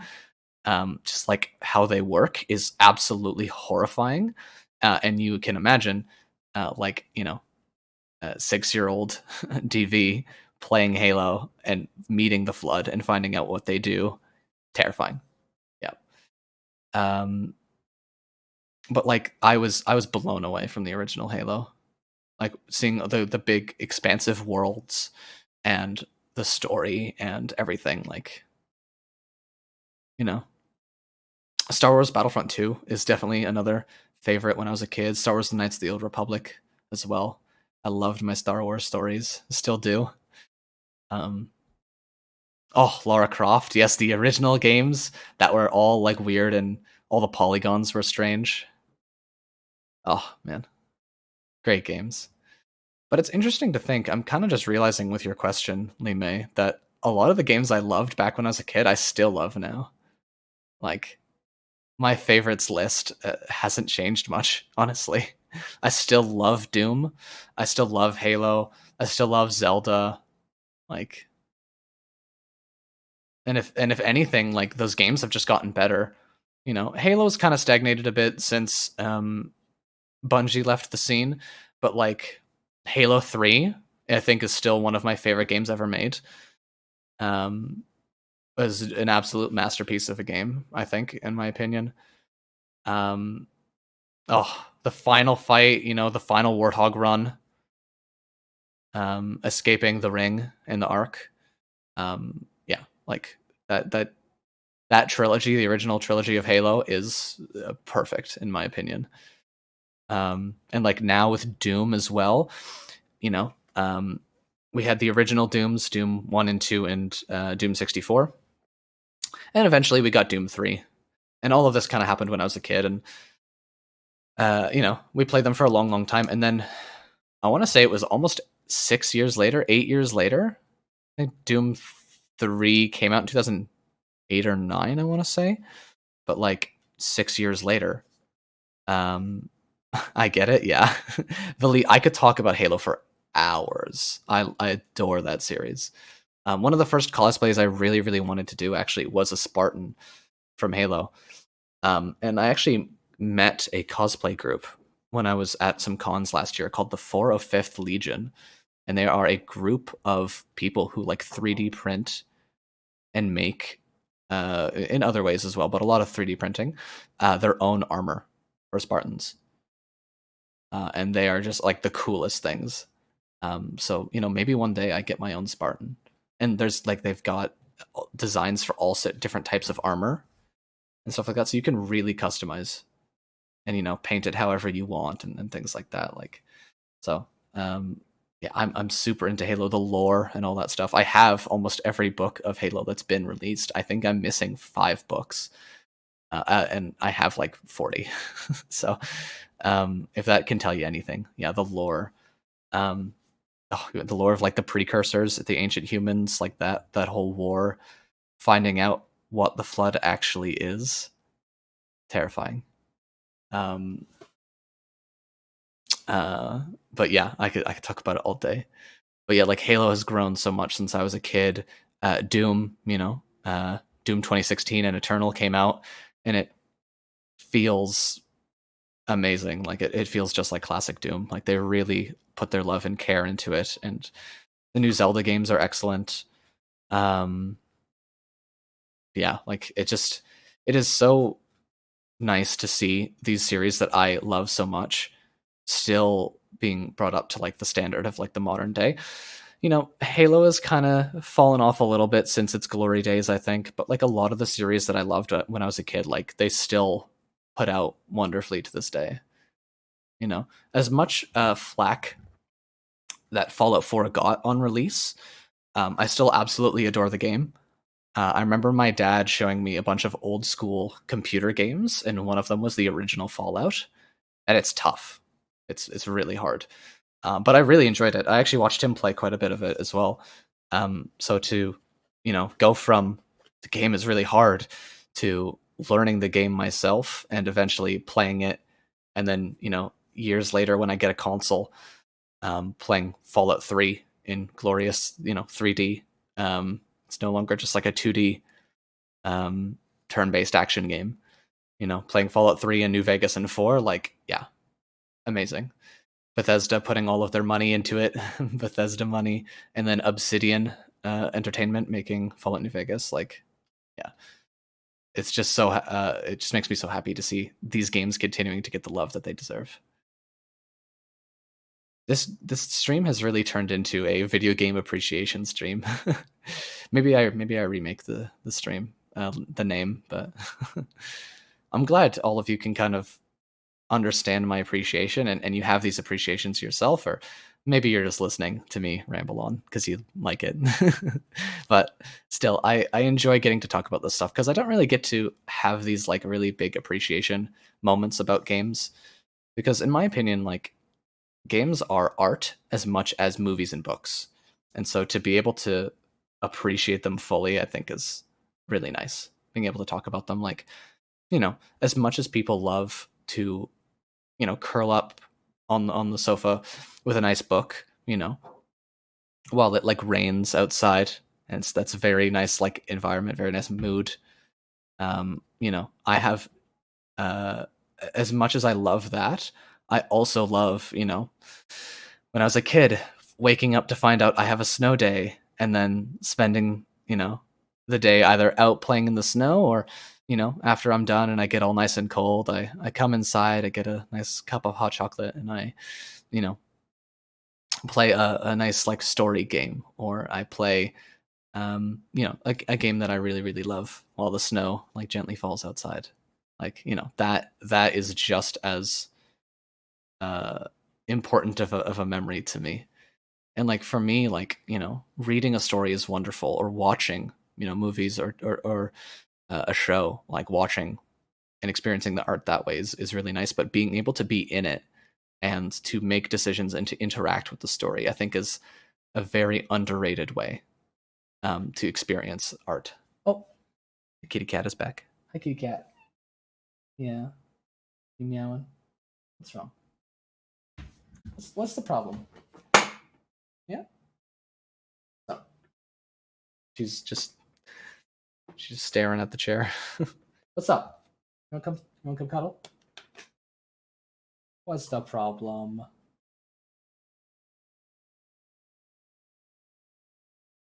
Doesn't know what she wants. Not a single thought in this head. I love you. I love you. All right, she's vibing. New to games and stuff, so I love hearing people talk about this kind of stuff. Oh, I'm glad. What kind of stuff have you played, if you don't mind me asking? Oh, she's come to cuddle now. Here she is. Hi. She's like, it's about time. Yes, kitty cat. Yeah? Yeah. Okay, she's vibing. Me with Crash Bandicoot and Spyro on Stone Days. Oh, yes. I got both the Spyro remastered and the Crash remastered on I think I got one. I think it's Crash I have on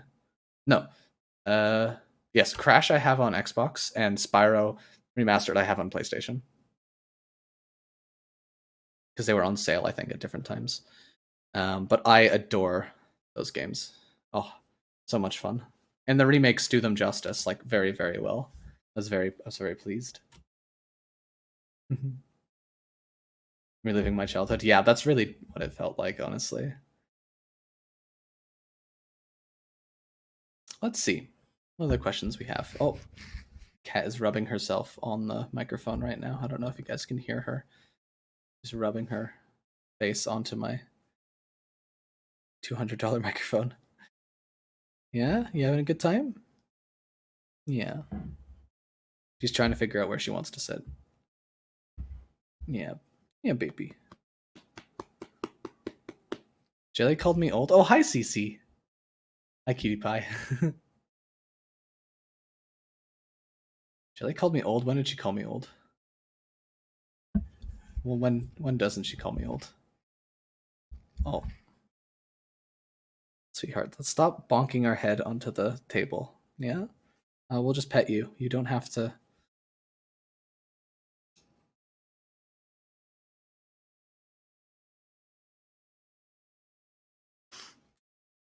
You know what? I am old. That's fine. I'll take it.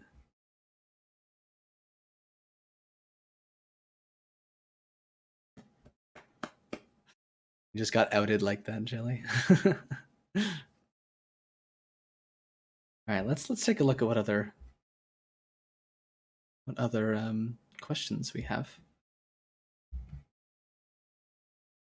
Anyways, hi. Hi, Jelly. I'm watching you now. Cece's got my back. You've been good, have you? Have you been good? Hmm?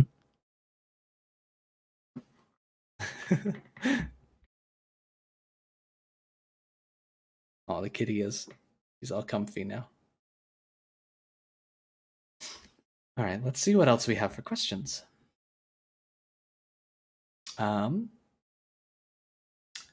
Do I play any sports? I do. I've probably done, at least for a little bit, almost every sport there is. I tried my hand at a lot of stuff. I played baseball for quite a bit. I did soccer for a bit as well. But what I ended up sticking with was kendo and fencing. Those have been my favorite. Oh, and tennis. I love tennis. I don't really play it as much anymore. I play it more kind of casually with friends, but tennis and badminton I do love. But for me, I love kendo and fencing. Those are my like two passions, I would say, as far as sports go. Because I've done martial arts like my whole life, so it just kind of felt right. So those are what I do right now.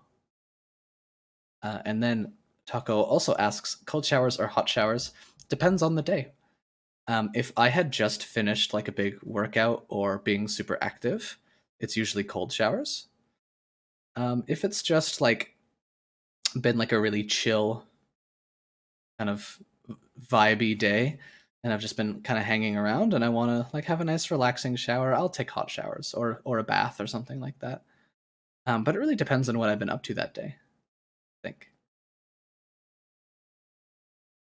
Oh, the kitty. She's so comfy. Oh, yes, that's the good stuff right there, huh? Yeah. Good kitty. Yeah. So cute.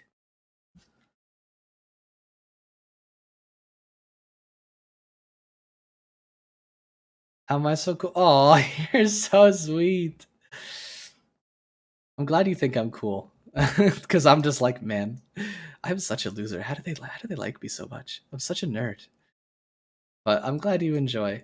I don't know. I think like the main thing is like don't let people tell you what you are allowed to like. And um don't let others like, the mainstream influence you a lot. Like I actually tend to stay away from a lot of like mainstream things. Um I don't let what people say on Reddit or Facebook or Instagram or whatever other game communities, like I don't let that determine what I am allowed to like, or really just in general, like even not so much for games. I just do my own thing and people can like it or people cannot like it. Like it's the I saw a book that said this and I was like, hell yeah. It's mastering the art of not giving a fuck.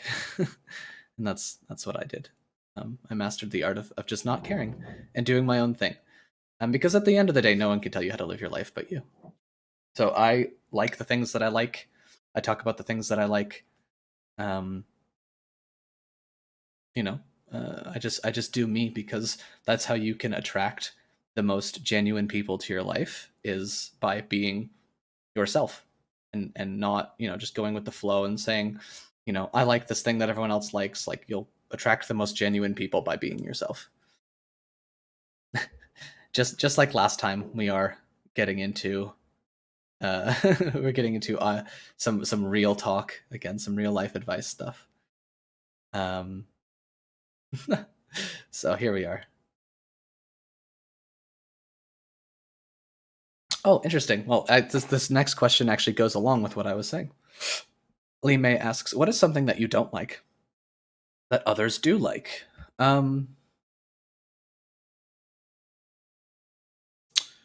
I would say, I am not a huge fan of drinking.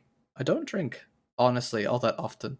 Like, I'll have like the occasional social drink with friends. Like, potentially tonight for St. Patrick's Day, I'm gonna meet some friends that I don't get to see often, and yeah, we're probably gonna drink a little bit. But I don't really drink much on my own.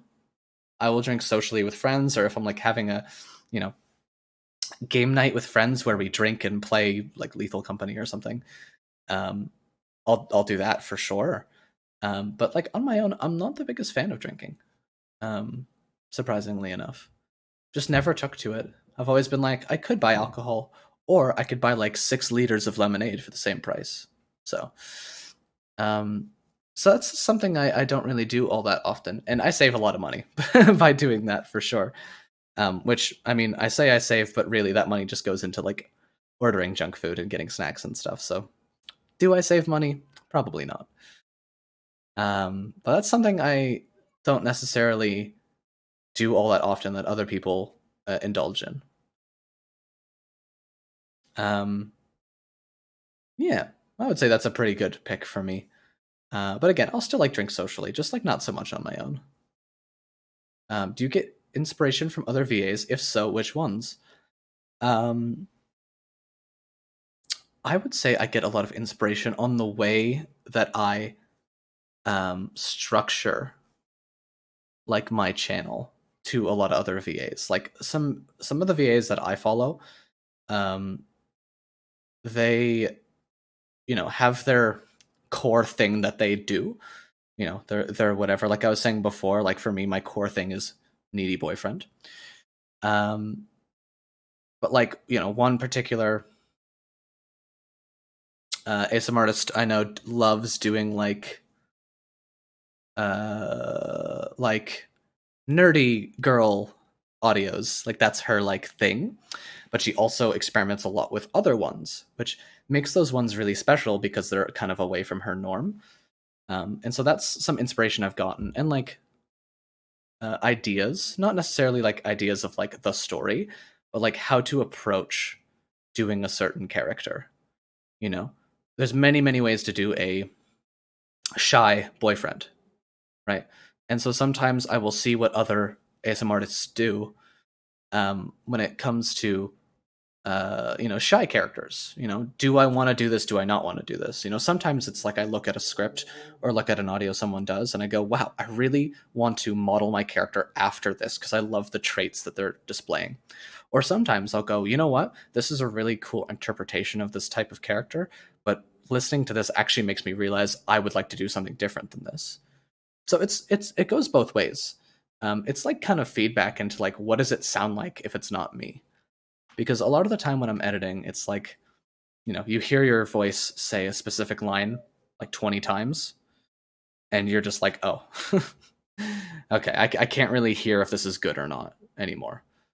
But when I hear other characters, other artists embody certain like traits and character types, it allows me to kind of like take myself out of the equation and go, do I like this interpretation of this type of character? Do I want my interpretation of the character to be similar to this one? It's extra feedback. Yeah, it gives me some insight.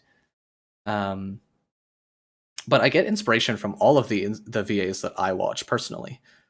A lot of the artists that I listen to are so talented, and how they approach creating new scripts and how they approach, you know, dynamic character interaction. You know, how they structure their own scripts with an appropriate amount of engagement from the listener. Like, you know, when the listener says something in an audio or whatnot, you know, how they can structure audios like that is really interesting to me. So I get lots of inspiration, and you know, sometimes it's like, I really love the way that they did this script. I want to try my hand on doing this public script that they did, right? Which was the case with last week's audio. I've loved that script for a really long time, um, and hearing the way that others do it made me want to take my attempt on it as well.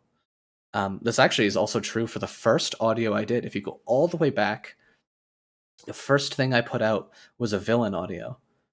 And I've really enjoyed that script, and I wanted to have my own interpretation of it. And it was sort of like a testing the waters kind of thing. Um, so it's been quite a lovely journey getting to experience these things and, uh,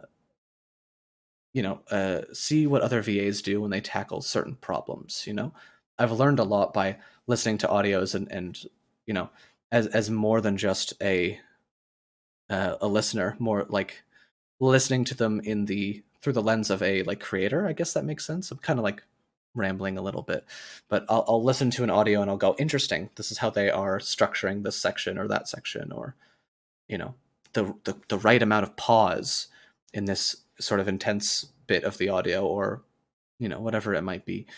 um, there's a lot of really amazing talented creators out there that I absolutely adore.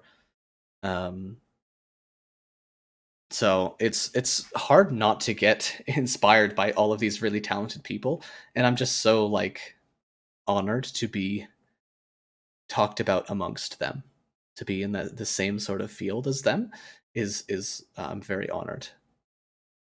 Um, yeah, got a little wholesome, but like that's kind of, I guess the short answer is yeah, I get a lot of inspiration from other VAs. If so, which ones? I can actually look at my, yeah, so many talented VAs. I can actually look at my sub list right now. Um, but yeah, I get a lot of inspiration from them. How, you know, character and script design as well. Um, so it's been a really fun journey, just like listening to all of the stuff that other people make and getting inspired to do certain scripts or certain characters that way. But if I were to look at my subscriptions to see who I think influences me a lot, we are bumping. I know this music is, this is supposed to be like a chill, but it's also an EDM playlist. So I guess, you know. Also, hi Zoe, welcome, welcome, welcome. If I were to list ASM artists that I am inspired by, I think one is definitely, let's see, who's the first one to come to mind? Felka. Felka's an ASM artist that I absolutely adore. She's so sweet. She actually gave me the idea to do the husband audio that I did.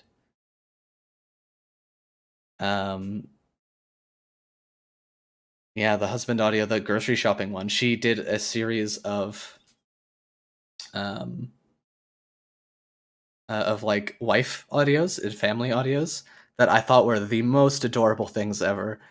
And so that inspired me to do the husband audio that I did, that I really enjoyed doing, and I want to do more of those because it was so much fun. The thought of being a husband, oh, makes me so happy. One day, one day. Shout out to her. Oh, absolutely. But she's like so amazing. Like if I ever got noticed by Falca or any of these girls, like I would die. I would pass away. I'd faint 100%. It was really good. Oh, I'm glad you liked it, Linda. Felga is one of my inspirations.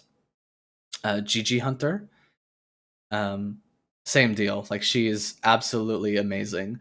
Her audios are so engaging. like from an art perspective as well. Like I cannot, like I'm hanging on to every word she says. It's a very like she's super super talented.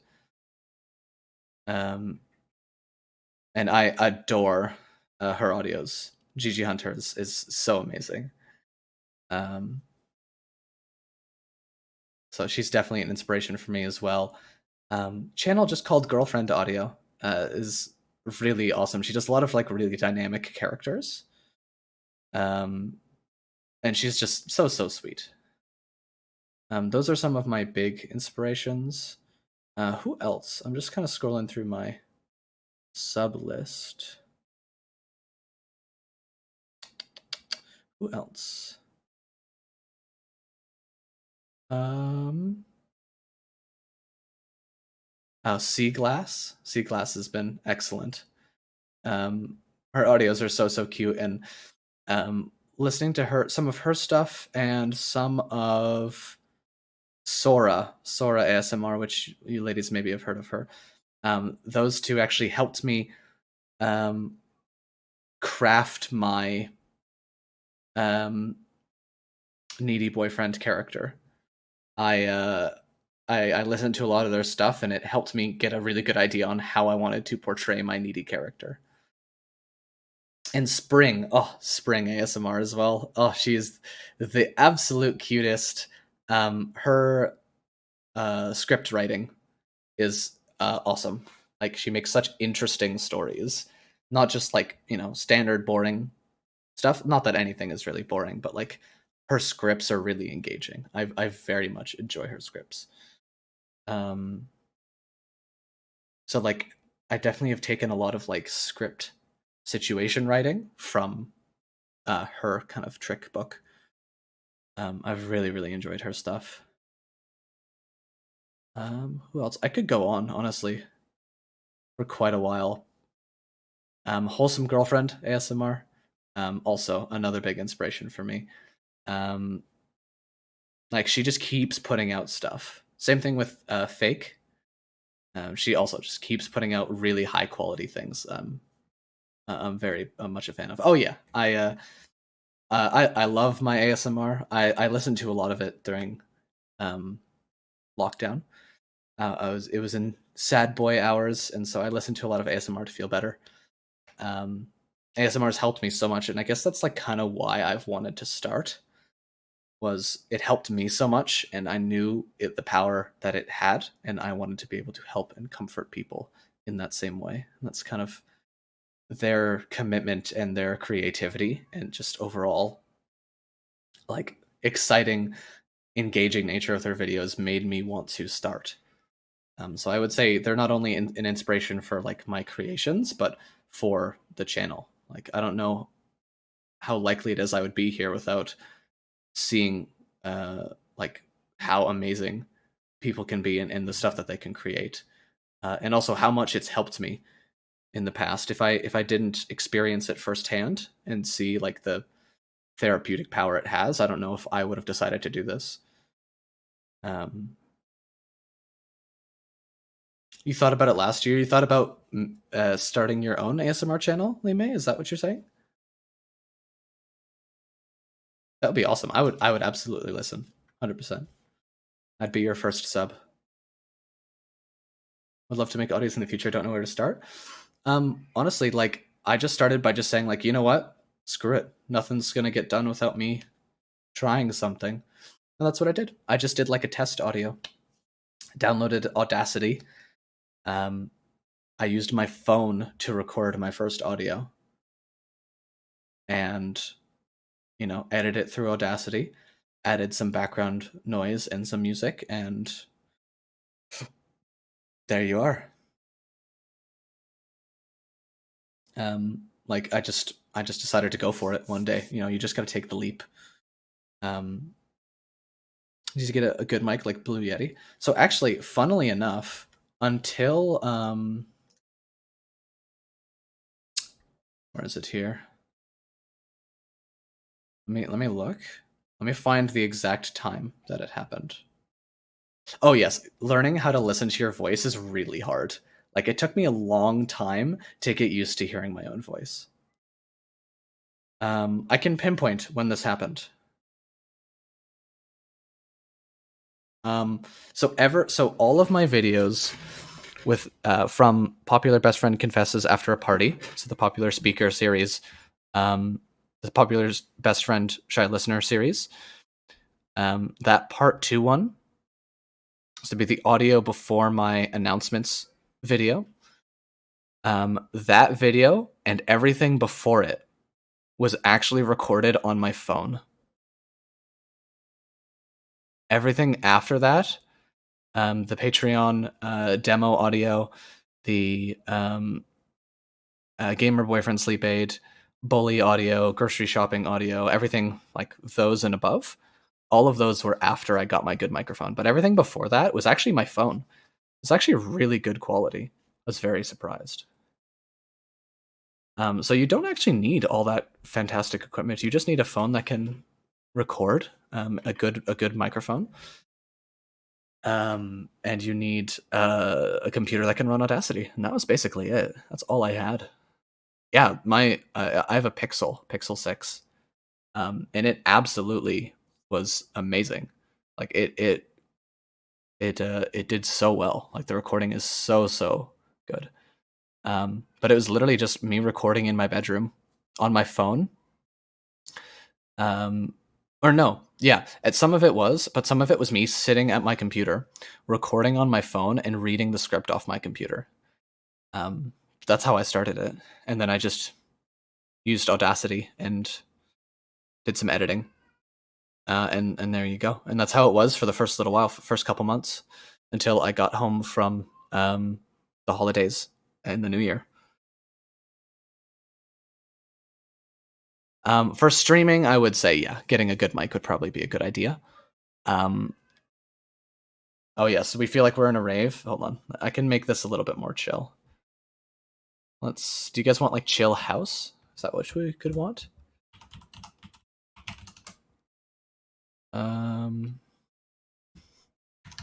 What kind of music do we feel like? MCA chill house?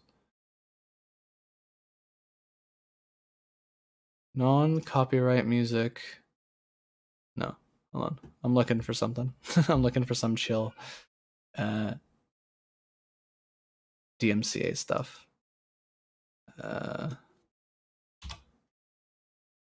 Streaming. What is this? DMCA free. I don't know how chill this is gonna be. Okay. What is this? Okay, maybe not. Oh, all right. This is neat. I like this. All right, let me catch up on the chat. Yeah, Lee May, I think you should totally do it. I think there's no time like the present. Same thing with you, Zoe. If you want to do it, I say just go for it. Take a leap. You know, if it's not for you, it's not for you, and you can always stop whenever you like. But I started, and it was like the best decision I feel like I've made. Like I actually wish I started sooner. I considered it a year or so ago. I think is when the first time I seriously considered it, but it took a year before I actually ended up doing it. But I so wish I had started back then. So I think you're not going to regret it. And yeah, Jelly, if you started streaming, I would absolutely watch. I'm sure we all would. You want to get yourself a VTuber? I would too. Oh, I would love to get myself a VTuber. Maybe if the Twitch streaming goes really well, I could get myself a VTuber, and I could get a camera that's like got like the motion tracking and all that stuff, and that would be cool. You guys would be able to like actually kind of see me without seeing me, which would be fun. Yeah, we're snazzy music.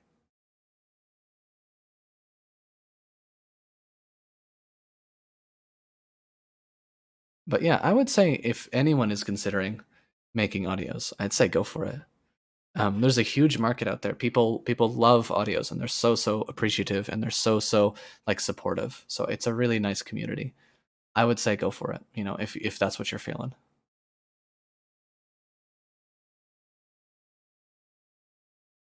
Yeah. But oh, getting a VTuber would be sick. Let's see here. What else do we have? Best advice I've ever received. I think it's kind of what I said before. Not worrying about what other people deem for you. What the path they want to set for you, what road they tell you to go down, what the path society lays out for you.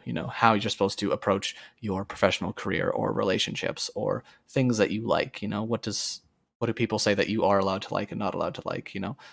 Just don't worry about that, because when you are really yourself, you will get like you will get very genuine people coming into your life and being friends with, and like good things will come when you are true to yourself. What are we listening to? Goodness. Okay, all right, we're finding a different one. What am I listening to?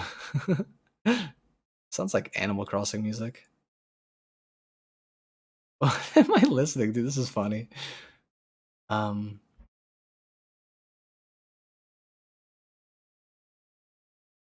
okay. Hmm. Interesting. Copyright free. Chill hop.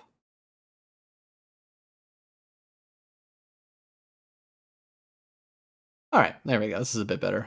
I don't know what we were listening to before. Turn it up. It sounds like Animal Crossing music. I think it was actually. That I'm pretty sure. DJ Kiki. Oh, new friend. Urine? Urine? Hi, Urine. Hello, hello, welcome. Thank you for coming in and saying hi. I appreciate it. Welcome, welcome. We're talking about games and stuff, and I'm answering some of my questions from the Q&A. Like, next question is, how is your voice so nice? Oh, you're so sweet. I don't know. I never actually considered I had a nice voice until I got told it once I started getting some support from all of you. Like, I never really considered myself having such a like a nice voice, but once I realized like that people liked it, I was like, wow, I can actually do this. I could actually do ASMR and stuff. Um, but it's a lot about having like control over your voice. Like I've done like I took drama class in high school, and I took some like theater courses throughout uni, and it's a lot about controlling your voice, your tone, speed, pronunciation, like stuff like that. Like it's just a lot of paying attention to how you speak and communication. Um, and I've always been like a big advocator for good communication skills in every facet of your life. So it sort of bled into this, and I started to be very hyper aware of how my voice sounds and how I speak to people and stuff like that. Um, but it's also interesting because I've done like plays and stuff like that on stages before, where I've had to like yell and scream and all that stuff. So I was worried I kind of like ruined my voice that way, but I guess not. But you are so sweet, Lee May. I really appreciate that. Been listening this whole time and really enjoying. Oh, I'm so glad. Oh, Zoe, you're so sweet. I try and be nice and calm and comforting, because that's sort of that's like what I want to do. Some people want to be like the big scary um dom VAs, like and that's not really my style personally. I just want to, because I think of like what I want out of this, and I just want to be able to comfort people and make people feel loved and validated and help people to sleep. So this is sort of like, I think, a good fit for my voice as well. But I'm so sweet. I'm glad everyone found me, and I'm glad I found all of you too, because you are all so sweet.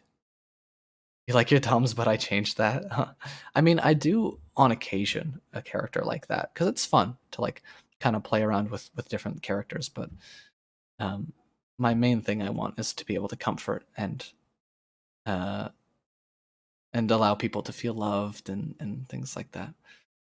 Help people sleep.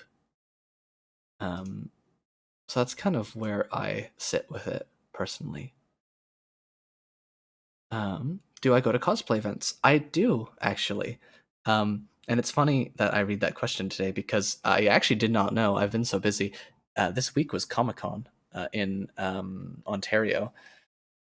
I think they have it in Toronto. I was gonna go, but I actually just been so busy. I hadn't I hadn't even thought about it. Um, so maybe I can go tomorrow for like a 1 day thing. That could be kind of fun. Um, but I do. I go to cons, I go to cosplay events, all that sort of stuff. Um, as often as I can when my schedule allows. Um, but I very much enjoy. I'm actually really excited to bust out my new cosplay. Um, my stalker cosplay. Um, I need to get a different weapon because they don't allow airsoft in cons, even if they are inactive. Um, so I would need to get myself something else for the cosplay. Um, but yeah, I love doing cosplay events. I'm very excited to show off my new one. Stalker, yeah. You slept so well last night with my audio. I feel rejuvenated. Oh, it's so sweet. I'm glad. See, that's what I want. That's why I do it, is so people can have that comfort and I can be there for them. So sweet. And oh, Nemi is back. Hi Nemi. We're just talking about games. I was answering some Q&A stuff. Yeah. And get at least 6 hours. Oh, I'm glad. I'm very glad. Well, if you ever need some more, I'm trying to be more just because I've been busy this last little while, but I'm trying to be more in the gaming chat and stuff like that, or in just like VCs in the Discord, and I'll just like ramble on about random stuff while people fall asleep, or I'll play games and turn off my sound suppression so you can hear like the clicky clack of my keyboard. I don't know if you guys can hear if I.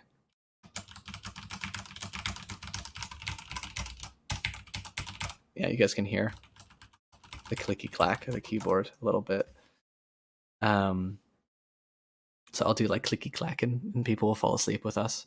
That's really nice. So if you ever need, I never saw you in a VC other than the gaming one. Honestly, I'm in there most of the time. I've been in the lounge a couple times, just chilling with people. When I saw a bunch of people like hanging out in there, I've just like jumped into the lounge and said hi and hung out. But most of the time, yeah, I'm in the gaming one. That's because I know you guys enjoy me playing games, which is also like the reason I started the Twitch. Was I know people enjoy me playing games and just like rambling on about random nerd stuff, so I figured I'd give it a go.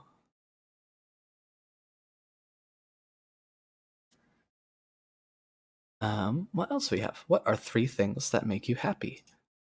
That's a cool question. You all are definitely one.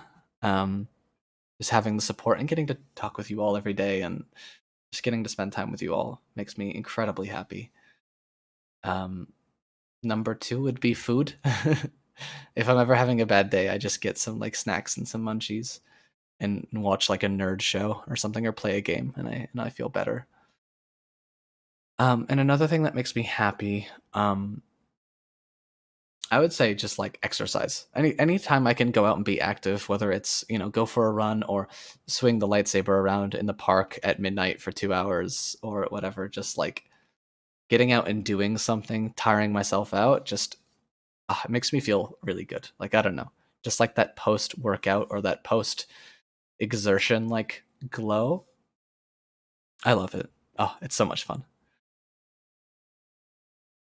I was about to throw hands if we weren't in the top 3. Sweetheart, you guys are absolutely number 1. Those things come after.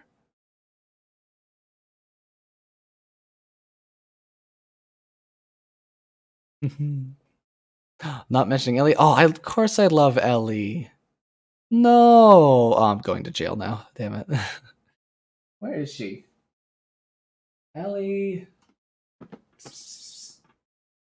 You cat. I don't know where she is. I think she's in my room. Yeah, she's such a cutie. Maybe later I'll go take a picture of her and put it in the Discord again. I think she's sleeping right now. She heard, so she doesn't want me anymore. Oh, oh no. Or 7 jumped out of my walls and stole her, like she's been saying. Cancel the V. Not again. No. No. Oh god. Oh lord. Damn. You guys are so funny. You guys are so cute. All right, before I get canceled, let me move on to the next question. How do you balance your audio career and your personal life? Sometimes I'm more busy in one thing than the other. Like I've been doing a lot of commissions recently, so it's like lots of editing. But I structure my work because I do a lot of different things. I structure my work in ways that I can kind of move things around last minute if needed. You know, if I need to do some freelance work for this or that, or if I'm taking on like a new like smaller job, I have a lot of freedom to be able to move my schedule around. And I also work very fast. So a lot of the times, like there's some at home work I do for one of my jobs, and I can usually get it done pretty quickly if I'm focused. But honestly, it's just taking breaks and managing it out. Like I actually bought a whiteboard to put beside my desk, and I have a little like I drew a calendar onto it onto the top half, and it basically aligns everything that I'm doing for the channel for the next month. And I am scheduling it around my work, around time to rest, and things like that, so I can have a good amount of time. I don't overwhelm myself, but I can still make really nice, high quality creations for you all. So it's really just about managing. Um, Managing and making sure that you have enough time for everything. You know, sometimes I have to, take a little bit longer on a specific project here or there, whether that be in my work life or my personal life or my VA life. But it's to ensure that one, I don't get burnt out, and two, I can still make something really high quality. I would rather take a little longer to make something really good than to just rush it out and be done with it. You know what I mean? Oh, Zoe, you're heading out. Oh, that's okay. Thank you for stopping by, sweetheart. I really appreciate it. Oh, it's the connection. Oh, that's okay. Thank you for stopping in. I appreciate it. And you can always swing by later if I'm still here.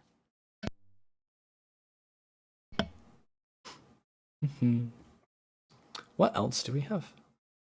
From the lovely Nemi. Is there going to be more fantasy RP like the Demon Hunter one? There is. I'm actually planning like a whole like connected universe with them actually. They're going to be a little bit more sporadic here and there. Because mostly I'm still focusing on like boyfriend audios and stuff like that, comfort, sleep aids, needy boyfriend stuff. You did ask that. You asked that a while ago, like a month ago. I'm still going through. I just had so many questions that it's hard to get through them all. But yes, I'm gonna be doing more fantasy RP. Actually, I'm actually working on the next script. It's like almost done for the next one. But some of them are going to be separate stories in the same universe. Some of them will be continuations. But I like the way that I'm making them, like with the soundscapes, the music in the background. Like, thought it was like new questions. No, I'm still going over these ones. But if people have questions they want to put in the chat, you guys are more than welcome to do that, and I will answer those right away. But yeah, I have plans for more fantasy RP stuff. I have a whole connected universe in mind. And I'm going to make them in the same way with all of like the sounds, the background soundscapes and stuff like that, because for my main romance audios, it's usually just background sounds when necessary, but I really enjoyed the process of making the soundscape for the Demon Hunter one. So we're going to do more like that for sure. From Tofu, what made you want to VA? I think it was just seeing how much enjoyment that the VAs themselves got out of it and how much it was able to help people.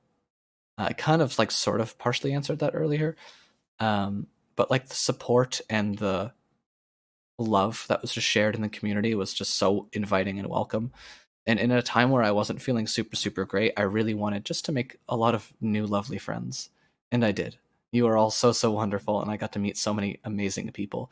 And I just wanted a community where I could spend time and be myself and talk with people and game with people and stuff. So I wanted all of this for the chance to basically meet all of you, is what I would say. And now that I have, like, I only wish I did it sooner. How do I feel knowing I've made loads of people feel safe and happy with my audios? That is all I have ever wanted with this. That was my goal from the very beginning. I don't care if I, don't make a single cent off of YouTube, because they're not letting me monetize at all, which is a little bit annoying. But like, I don't care if I made a single cent off of it. I'm never gonna view that as my primary goal. Like, I know other VAs out there charge people in the Patreon for being, their friend, which I think is kind of crazy. Um, because that was what I did this for. Is I did this for the chance to be here with all of you. I'm never gonna make you all like charge you for my friendship. Um, I want to be everyone's friend. I want to spend time with you. That was the whole reason I did this, is for all of you. To provide comfort and to be a companion and to be here and to give you love and affection and stuff like that. So I did this all, for you. And so to know that you're all feeling safe and happy and loved, like, that is all the reward I ever need. I am the lucky one, for sure. Lee May and Linda. I'm definitely the lucky one. No. You guys are so cute. Thank you, Mel. Thank you, Lee May. I'm glad. I'm glad. Your best decision ever when you clicked on my audio. Is my best decision ever to make them, I think. Like, I only wish I started sooner. What is an attribute that I love about myself from Lee May? Um, I like I really appreciate my own dedication. Sometimes it's hard to stay dedicated, but I feel really proud when I manage to, you know, put something together and commit to it. Because it's easy, to just like pull back and to give up. And when there's something I really love, I am dedicated to it. Um, and it's sometimes hard. I think like part of, being sad and being in a depressive state is giving up on a lot of things. And not because you're lazy, but because it's just so hard to get that energy. But I very much love my dedication to things that are important to me. Because without it, I wouldn't have been able to be here and continue through. Like, there are days I remember recording audios that I would work like a 10-hour shift. At IRL work, I would work like a 10-hour shift, and I would come home and I would record for like 3 hours, and then go to sleep and do it all again. So my dedication is for you all is very strong. And ever since I started uploading consistently, aside from that first audio, because I took a month after the first one to get my second one out, um, I have uploaded consistently every week. I have not missed one. And that's going to be the plan. Eventually, maybe one day I get sick and I can't record or things come up, but like, I am dedicated. I am releasing something once a week. Patreon is getting a once a month audio. I'm doing all my really fun commissions. So I very much appreciate my own commitment to you all, because I love you all so much, and to not give it my all would be such a shame, because I know how much you all enjoy, and some of you need, just a lovely voice to help guide you to sleep, whether it's me or other VAs. So to be able to, I guess, like, add to that comfort, um, is all thanks to the commitment that I have, I suppose. It was a very long-winded answer, but I think you all know me by this point. It's usually how I answer questions. Um, what provides me comfort when I'm feeling low? Um, like I mentioned before, like, I've got my comfort shows, games as well. Talking with all of you. I often need support and reassurance too. Just like all of you. So being here with you all and spending time with everybody in VAs and playing games together and just talking in main chat with everybody, like that definitely comforts me. But also spending time with friends, going to go do things I like, back home where I live is very rural, so I could just disappear into the woods and swing around my lightsaber for an afternoon. Things like that. Um, so yeah, that I would say, just doing a lot of me things, having a self-care day, is often what I go to, because it took a long time for me to accept that I need to give myself self-care days. But now that I have, like, that is absolutely like one of the ways I kind of help patch myself up after a rough day or a rough week. I literally met someone who knows Taco, another server where Taco is not. Sco really knows the world. She really does. Taco is wonderful. To share the story here to remember Taco. Oh, no, we would never forget Taco. No, we all love her so much. She is an angel, and one day, hopefully she returns. Yeah. We will always remember Taco. Let's see what else we got. BMW or Mercedes? I don't. I actually don't have my a car or any vehicle here in the big city because I don't need it. Because transit lets me get around everywhere. So I actually don't need a car, and I don't actually know a lot about cars. I'm so sorry. But if I were to pick, I would say probably BMW. Um, yeah, I would say so. But I don't even know when the next time I'll ever own a car is. I suppose it's when I move out of the big city, whenever that would be. My red flags in people. That's a good question. Both questions from BB so far. My red flags in people. Poor communication skills. If you cannot talk to me about what's going on, about what you're feeling, about what things are happening, like we cannot.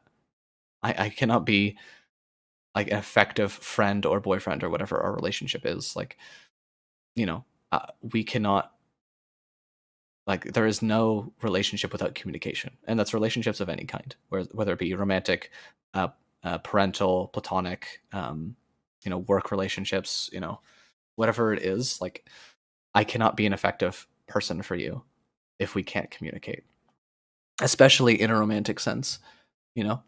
We will never be able to solve problems if we can't communicate effectively. So poor communication skills, um, poor how would I phrase this?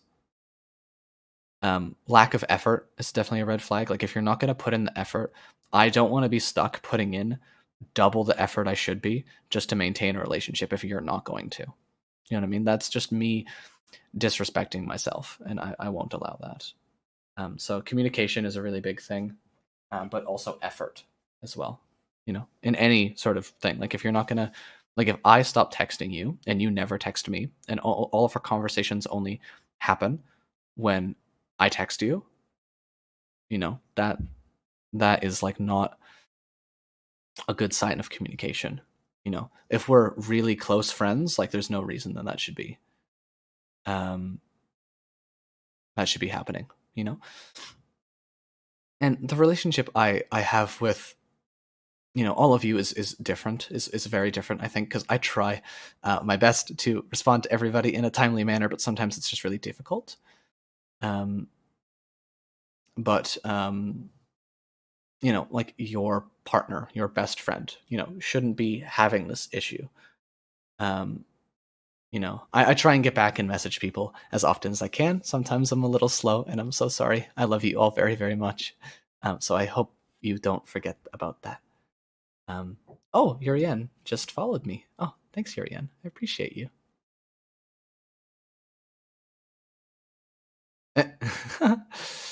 Oh, Taco's back. Make it seem like I'm dead or something. No, sweetheart. We're just saying how much we love you. We're just saying how much we love you. That's all. Thank you for stopping in. But yes, red flags. like, yeah, communication skills, effort are two very important things if we're talking about relationships, especially. And then other than that, just like attitude. You know, if you're rude to me, I'm not going to want to spend time with you. You know, I do like getting bullied sometimes. You know, as do some people who are here in the chat that I won't say. But like, yeah, I love it when people poke fun at me and joke around. But like, if people are rude and uninterested, you know, it's hard to maintain that relationship. You know what I mean?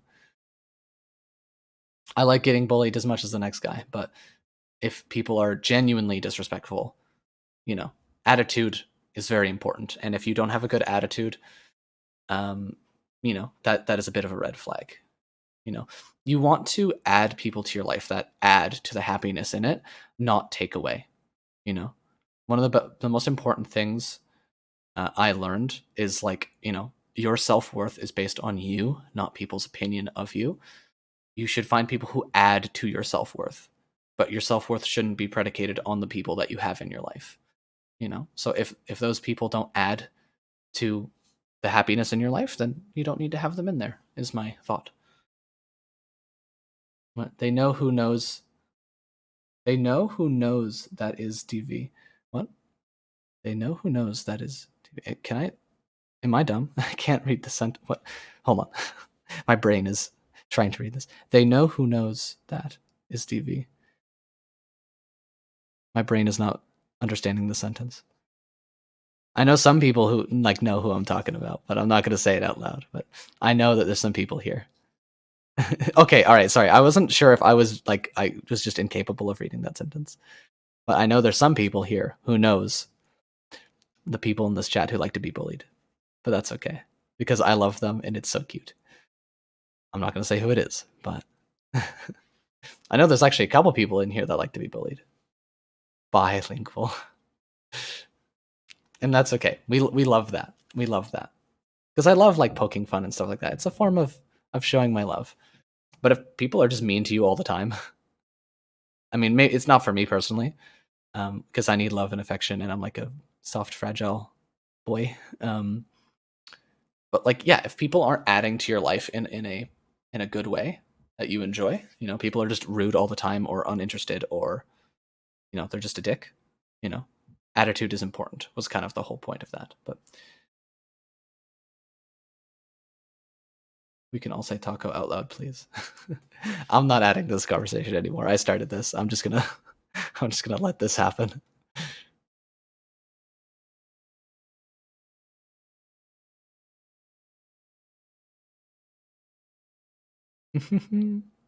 Oh, Miki's here. Hi, Miki. I was about to say something. I was about to say something to out somebody. Woo! Taco Bell. Oh, that's so cute. I love that. She's Taco Bell now. You have to go because I have done some work for school. It was nice to talk to you. Oh, Mel, thank you for stopping by. It's so sweet. You have to do some work for school. Well, good luck with the work. Good luck with the work, sweetie. And you're always welcome to come back anytime. Aw, Taco's here. We love you, Taco. I just want to let you know before you go again that I love you and we miss you. All right, let's take a look at another question because I don't have a whole lot of time left because I got to get going soon-ish. We've already been going for almost 3 hours. It's crazy.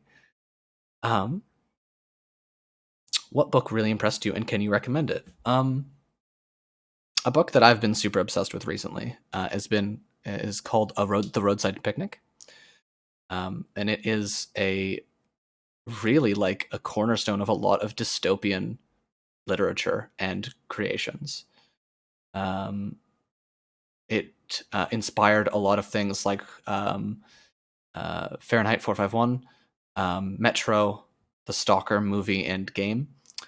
A lot of like post-apocalyptic like works and dystopian works were inspired by Roadside Picnic, actually. And it takes place in Canada, which is kind of cool. But it's basically about I guess I should preface this with, in a lot of media that includes aliens, they always take such uh, an inane interest in us, whether it be that they want to kill us, like Judgment Day, or they want to abduct us, like those alien stories you hear, or they want to, whatever, interact with us. They always have such an interest in us. But the book basically states, what if aliens came here and they had the equivalent of a roadside picnic? They came and they left, and they had no interest in humanity. They don't care about us at all. But the things that they left behind, their equivalents of, candy wrappers and sandwich bags and stuff like that. What if the technology that they left behind um, was like almost incomprehensible for humans? Oh, bye, Taco. Thank you. Thank you for stopping in again. I love you, sweetie. Take care. More research. Bye, Taco. Mwah. Um, but yes, so what if the stuff that they left behind was, so incomprehensible for human technology, things that actually break the laws of physics as we know them. And in fact, this place that they landed is now referred to as the zone, where anomalies and strange occurrences happen. Um, pockets of space that don't work how they're supposed to be intended to. You know, um, balls of electricity just floating through the air, or vines that spread to anything they touch, or strange green acid like uh, congealing in like basements of houses in the zone. And it creates this really hostile environment that people go and they try and find these artifacts of the things that aliens left behind and bring them outside to sell them, because with proper research these artifacts could change our understanding of the world.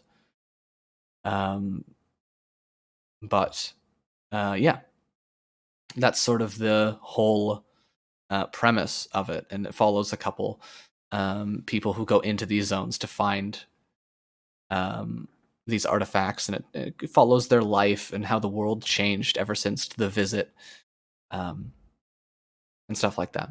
So it's a really interesting book. It goes into depth a lot about the zone and the people and how this visit has affected humanity, but it's actually a fairly short book as well. So I would say give it a read if you like dystopian and sort of mysterious things. In fact, the book does not actually even talk about the aliens all that much. They actually do not make an appearance at all, but it's about the aftermath, the zone, the world that this visit created. So I could not recommend it higher. It's honestly such a good book.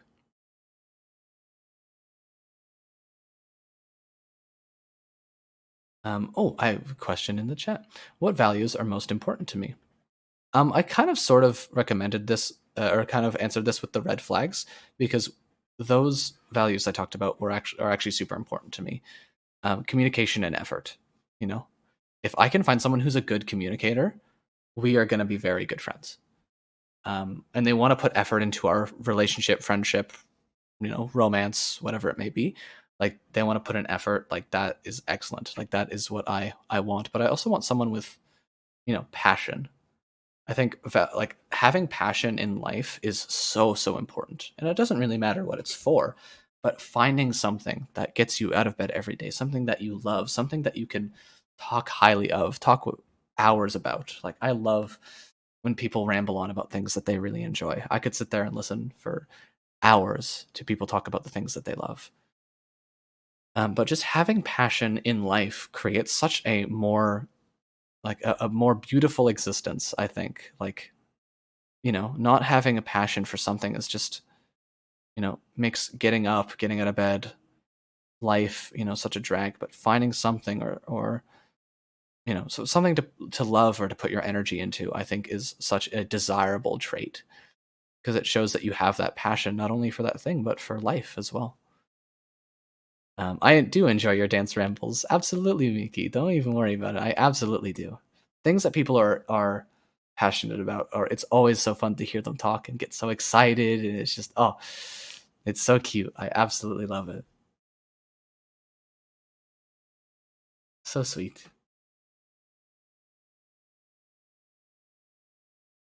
Yeah, that's sort of it. Like I want people who are excited for life, and and want to be here with me, you know? I'm less likely to be your friend if you don't want to be my friend, you know? Go figure. But putting in the effort for people is important. Oh, Kitty agrees. She is meowed at me. Hey, baby. Do you have a good nap? Yes. She had a good nap. Let's see here. If you had 3 wishes come true, what would they be? Oh, gonna eat some Korean food with the girls. Bye. Oh, thank you for coming, Lee May. Love you so much. Have fun, cutie. And Miki, yes, get back to work. Don't get your butt kicked by your manager. Thank you for coming in and saying hi. I really appreciate it. 3 wishes come true. What would they be? Oh, actually, since we're not talking about games anymore, let me put this up here for people to answer, and maybe you ladies can answer it before you go. I'm gonna put in the straw poll for things that people would be interested in seeing. Great poll.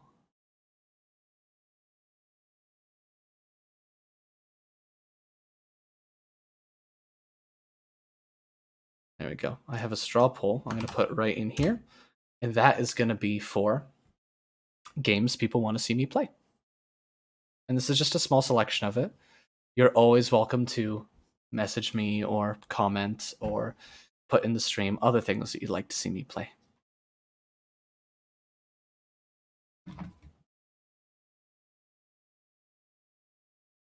Yeah, that should work, hopefully.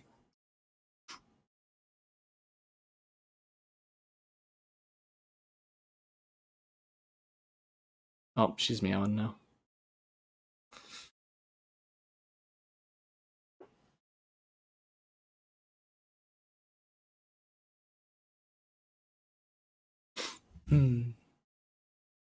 So you can vote as many times as you want for as many different things as you'd like. Oh no, I see Dark Souls is winning. Oh goodness.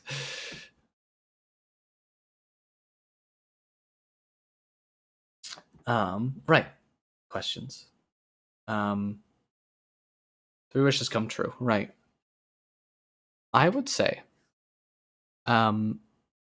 first thing would be, you know, a quadro turbo quadrillionaire, because then I can help solve a lot of the world's problems and my own, and help people when they need, you know, and mostly just so that I could spend more time doing this, because I could make so many more audios and do so many more fun things with you all if I didn't have to work normal jobs and you know, pay my bills and stuff like that. But to be able to help people and stuff like that, so spend more time with you all, I think, would be a good first pick. Another wish would be to be able to teleport, I think. So I could just pop in to any one of you and say hi and spend time with you and stuff like that. And just be able to really just travel wherever I want at any time, I think would be so sweet. And then final wish would probably be, oh, my chair is squeaking. Final wish.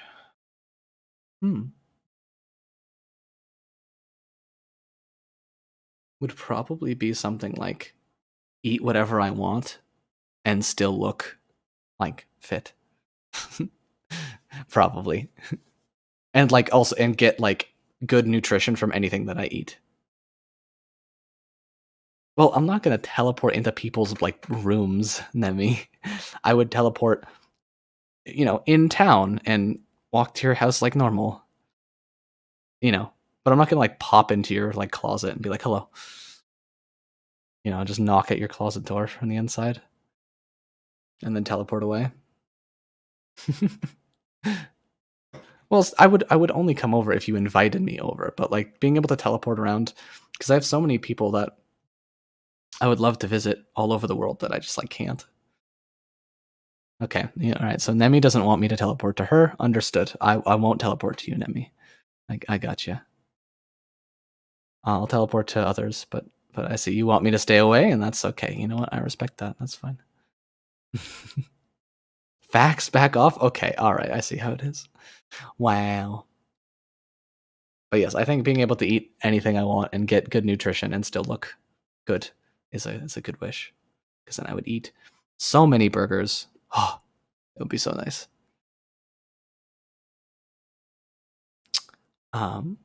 Let's see. What do you find attractive about girls? Okay. Well, come to your apartment instead. I will. I will come visit. I will bring a big stuffed animal and we will snuggle and it will be so cute.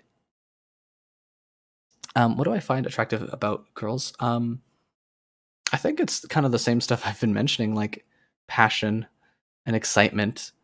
It's so lovely to see people be excited about life and um, commitment and interest.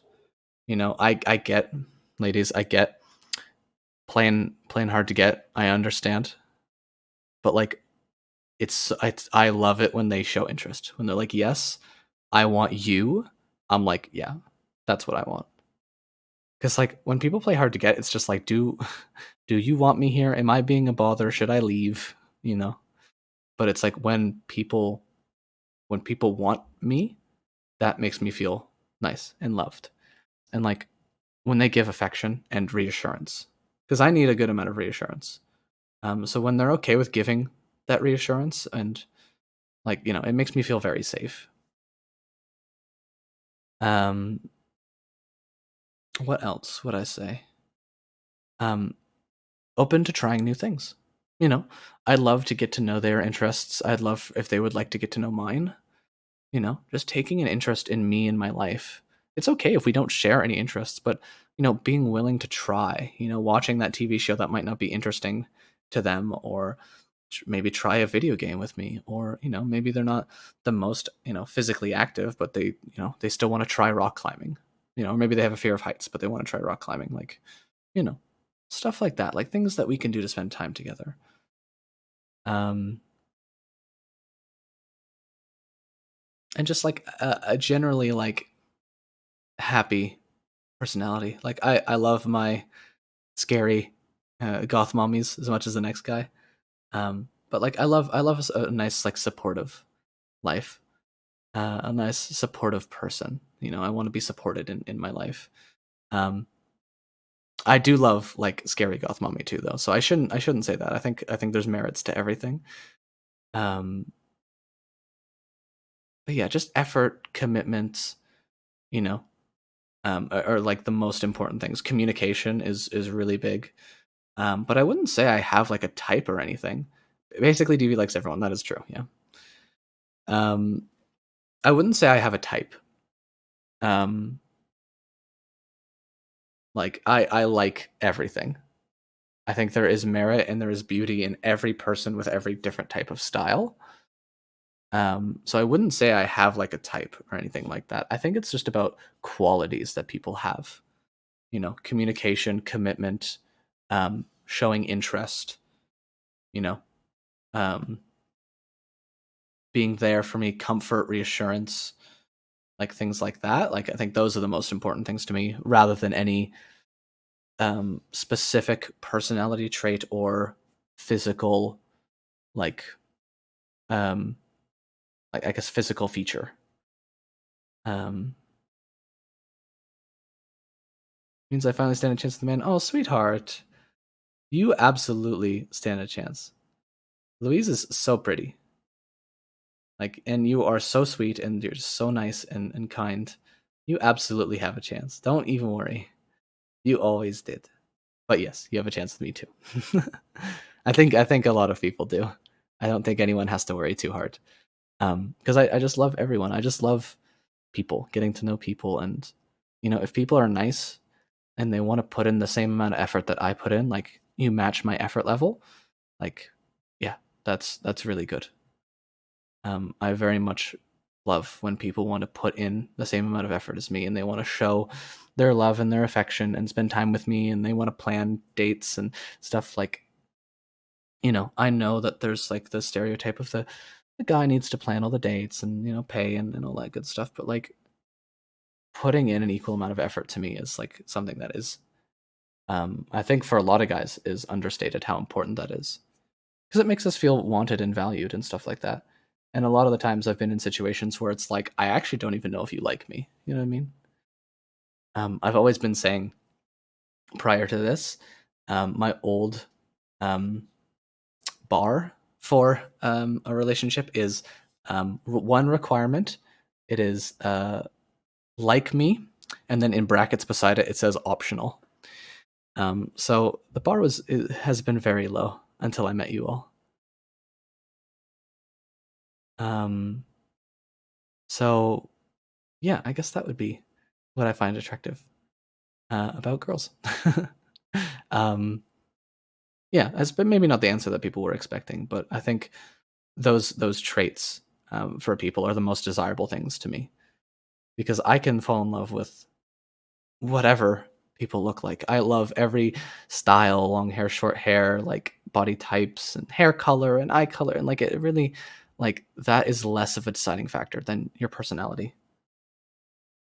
Because if I don't love who you are on the inside, who you are on the outside doesn't matter. You could be the most gorgeous supermodel ever, but if you're just not a person that I can be around, and the person whose like heart I'm in love with, then it doesn't matter,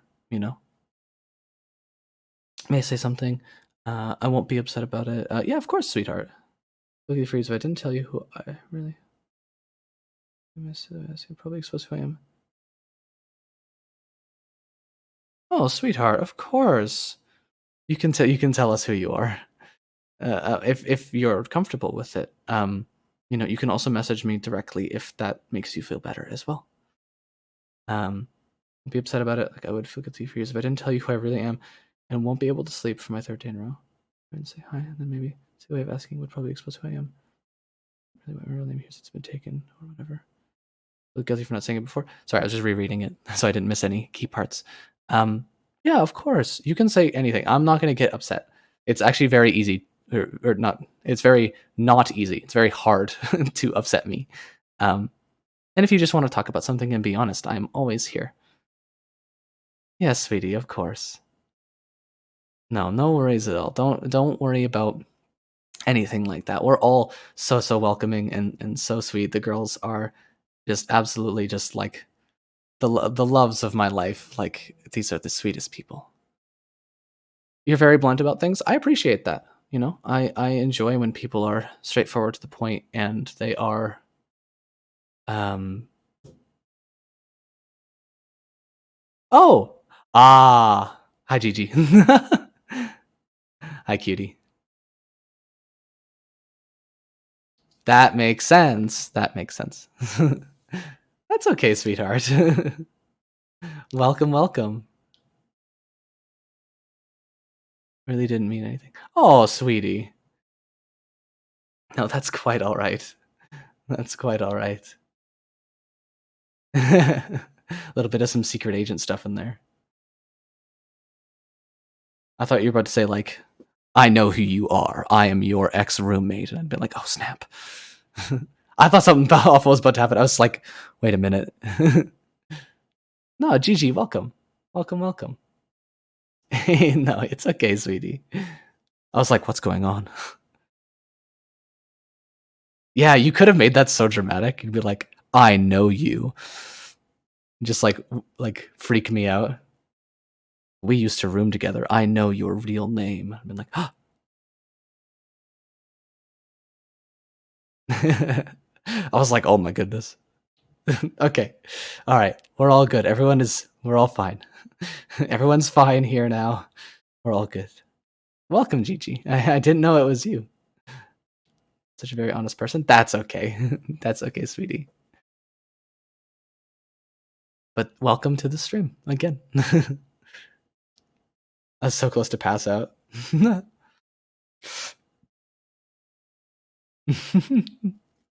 You're so sweet. Well, now that we're all okay now, we're all calm. Everyone's okay. Um, yeah.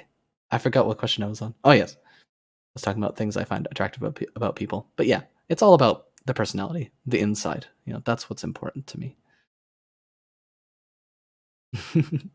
You're so cute, Gigi. You're so cute. Let's see. Do I have a favorite anime character? Sweetheart, you don't have to be sorry. No. No, baby, you're okay. We're happy to have you here with us.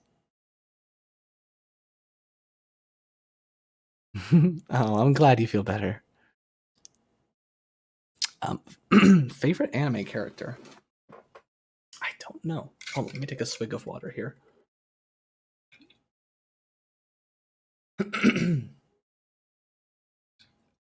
Favorite anime character? Yeah, you're all good, Gigi. You just had us worried for a second. We were just like, wait a minute. Okay. Oh. Favorite anime character? I don't know if I would to pick a certain like a specific character. Blame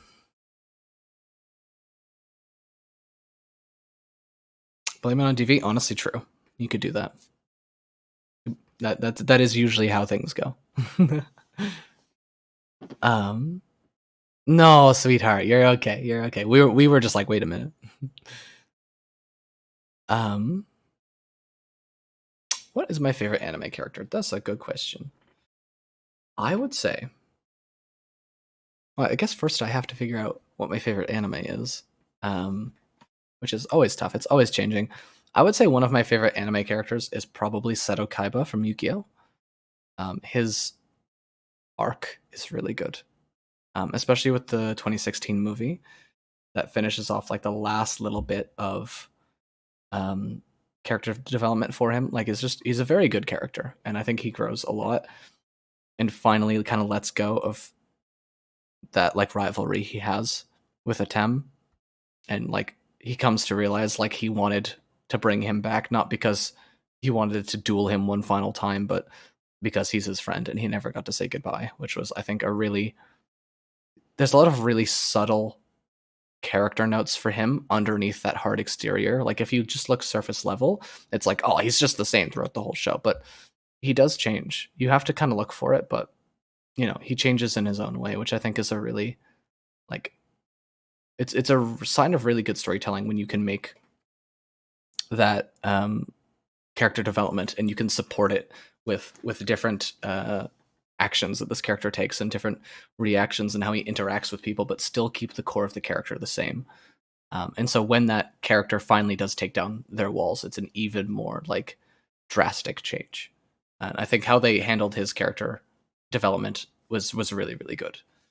So he's one of my favorite characters. He's also just badass. So there is that. Like I'd also probably go with Light Yagami from Death Note. It's definitely a favorite anime character of mine. Who else would I say? Um, I do love Saris from Hellsing Ultimate. I loved her like transition into becoming like a police girl to a sadistic vampire. You know, she's still trying to hold on to the shred of mortality and well, the shred of humanity that she still had left, but the position that she keeps on getting put in pushes her more and more to embrace her new vampire powers until she eventually just lets in and becomes like a pretty like terrifying demon almost. She consumes the blood of a because she is a like she was created from a vampire. Um, so she's not like she's kind of not a full vampire. It's kind of not super explained, but she draws blood of like a like an original vampire. Like she consumes the blood of an original vampire and gets a crazy like power bonus partway through the series, and like that's when she fully gives herself over to being a demon, basically. Um, and it's excellent. Like her not even really descent into madness, like what it kind of sounds like is a descent into madness, but realistically it's just her adjusting to her own reality and understanding like she can still use these powers and not lose herself, because that was her main fear, was she engages too much with her vampiric side and she loses herself and goes insane. Um, but she doesn't. She manages to lose like herself a little bit, and kind of lose control a bit by bit, but she pulls herself back from the brink, because she knows she doesn't want to become a demon, basically, which I think was a really good piece of development for her. So I would say probably one of those characters. I would say. I mean, I'm not sure if it counts, but Guts, from, well, I think everybody knows Guts, but more so in the manga, I would say. The anime were good, um, but I think the manga was better. Berserk, I think, anime kind of missed some points here and there, but the manga is fantastic, and Guts' journey throughout the whole thing, even though Berserk is coming to an end soon. Um, I think his journey has been really exciting to watch. Um, yeah, yeah, I think some of those characters would be some of my favorites. Also, Griffith from from Berserk as well. Even though I hate him, I still very much enjoy his character. So yeah, those would be probably my top picks. I can never just pick one, as you can see. Whenever it's like pick one thing, I can never pick one thing. But those would be probably my answers to that. Some of my favorite characters in anime. What do you find most difficult being a VA? Um, Engagement. I think it's hard to talk to everybody at once and keep up with DMs and stuff like that. And I'm trying my best. Um, I hope you all can see that I'm trying my best. Um, but sometimes it's a bit overwhelming. Like, I got to record and I got to edit and I do the live streams and I play in the server with people and then I answer all the DMs and I'm on calls with other people, and that, and then balancing my normal life and my job and stuff like that. Um, so I think like just being able to be everywhere at once is tough. Like not exactly the job and the uploading and the editing, like that stuff is so much fun and I love it, love it, love it. And I love, of course, talking with everybody, but keeping up with messages and DMs and stuff like that is really tough. Um, because like looking right now, I have, how many do I have? Let me see. I have 66 messages. So it's really tough to keep up with everybody, and I message when I can. And of course, when I'm at work, I can't have my phone out, and when I'm doing other work at home, I'm very focused on that. So it's tough to get back to everybody in a timely manner, and I feel really bad sometimes because some people have to wait sometimes for me to get back to them. Um, but that was, I think, is the toughest part, is just getting able to interact with everybody and get back to people in a timely manner. Sometimes it's a little bit difficult, but I am trying my best and I'm working on it. And I do get to spend lots of time with everybody in big calls in the server, which I really enjoy, and that sort of helps. Um, but that would be the toughest thing, is just getting back to everybody on time, because I love chatting with people. I'm not going to be one of those VAs that's like DM closed. Yeah, I can't answer all the time, but I'm trying to be better at communicating with all of you as well. Um, so it's just like a stepping stone and a lesson that I didn't think I didn't expect when I started, that this would be such a difficult part, but it is. But I am up to the challenge, and of course, I hope you all know that I love you all very, very much. So I'm trying my best, but that would be probably the most difficult part. What are you most grateful for? I mentioned already, and it's all of you lovely, lovely people in my life. This is what I wanted most from all of this, was being able to comfort and help people and to spend time with all of you lovely people. Um, so that's what I'm most grateful for as well. Oh, thank you, Gigi and Linda. Thank you both. Slay, slay, slay. My favorite childhood memory. Um,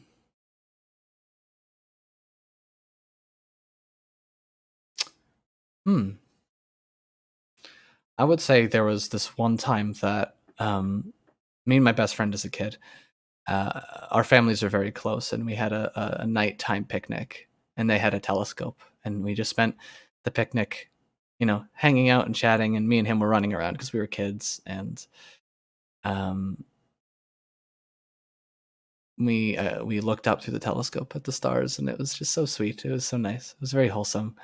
We ran around with our plastic lightsabers, and you know, fought all the bad guys, and our parents just watched, and it was just such a nice time. And we'd come back to the picnic, like blanket, and we'd eat some food, and we all spent some time together. It was just very nice. It was very wholesome. Looked at the telescope, like looked up at the stars, and it was so sweet. Aw, CC, I love you too, sweetheart. The old house one? Um, which one? The lake one. Oh, are we thinking about the water sports that I was talking about, where we'd go out on the boat at the lake, or just spending time? Really, that lake the house I grew up in, that lake has so many wonderful memories. Yeah, yeah, I had a lot of really good memories with my family and my childhood best friends. That I hope they're doing good. Yeah, the one with the lake. That one's also a really good memory too. Honestly, it depends on the day you ask me. I have a lot of really fond memories of my friends and family when I was young, and I really hope I've lost contact with a lot of those friends, but I really hope they're doing good and things are doing well with them. Um, yeah, I have a lot of really fond memories back in the day. Man, got lucky enough to have a good childhood. Yeah, and I also had a really good relationship with.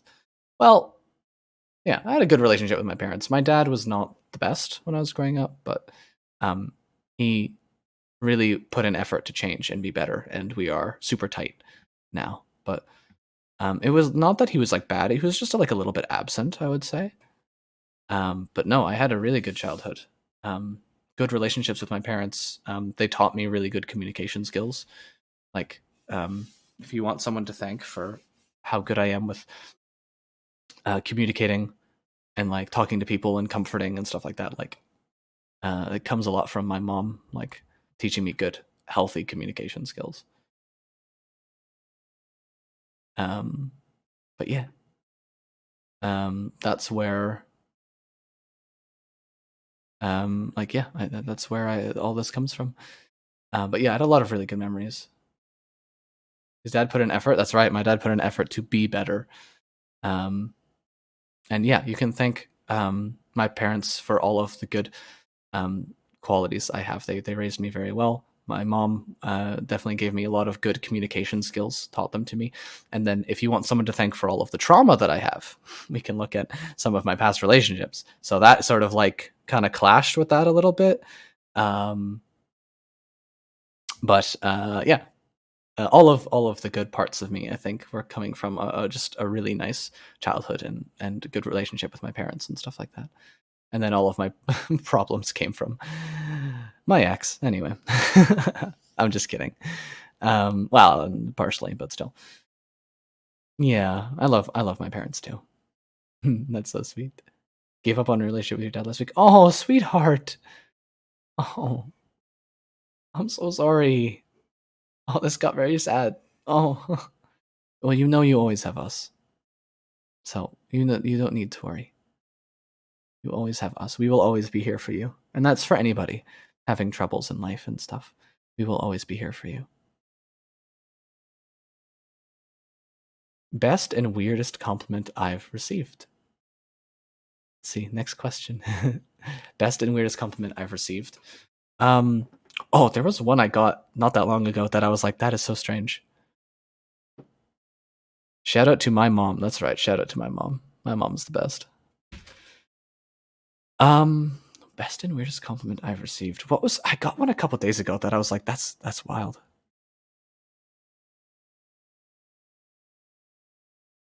Um I think it was probably one that I got a little while ago that I like it, but it's a strange compliment, which is my arms look very biteable.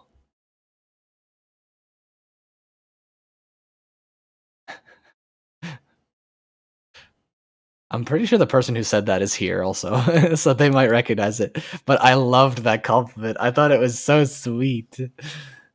My arms looked very biteable, and I was like, "Oh, it's so cute."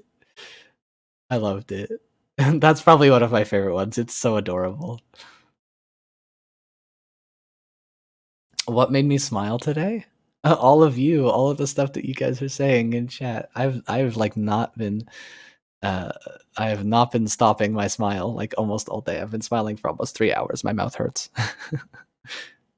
You guys are just so adorable. Okay, let's speed through some of these because I actually have to go soon. Um, I know, very sad. I know, but I have to go soon. I've got some stuff to do today. But we've been going for almost 4 hours. We're going. You bully me if you prefer. Wait, hold on. No, wait. That's not what I wanted. No, be nice to me. Tell me you love me. No, bully me a little bit, but like mostly tell me you love me. Um, what aesthetic do you vibe with? Cyberpunk, cottagecore, dark academia. Just general. Dark academia, I definitely vibe with. I like goth vibes for sure, 100%. I like industrial vibes.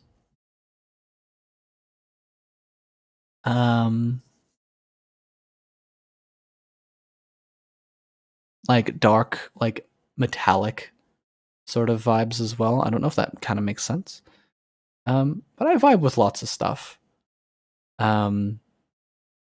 Purples, blues, blacks, reds. I also love like neon aesthetic. Like walk into your my friend has like the most dope gaming room ever. He's got like string LEDs all over the place. He's got bar lights behind his TV, so it has like a backlit thing. Like yeah, anything neon. Love that stuff. I appreciate you. You know what, Nemi? I appreciate you too. Aw, and I love you too, Louise. You're so sweet. I love you too, Linda. She's trying. She's trying. So cute. Let's see. Oh, bunch of rapid fire ones from Jelly I see here. What is my go-to snack meal? If we're talking like snack, it'd be like popcorn, I think. I love popcorn. Like the white cheddar popcorn is delicious. I love that. Or like kettle corn. If we're talking about meal, like you know, junk food kind of meal, it's definitely burger for sure. I love me my burgers. Um, my favorite food we've mentioned is a burger. Would I collab with another ASM artist? If yes, who? I would collab with anyone, honestly, as long as we like to do the same stuff. Because like it wouldn't make it a lot of sense if we don't do like the same sort of stuff. You know, if they do like you know the more like hair scratching ASMR stuff, it doesn't really make much sense to do a collab with me. But like, I would do a collab with anybody. You know, I'd love to do a collab with some of the ASM artists that I follow.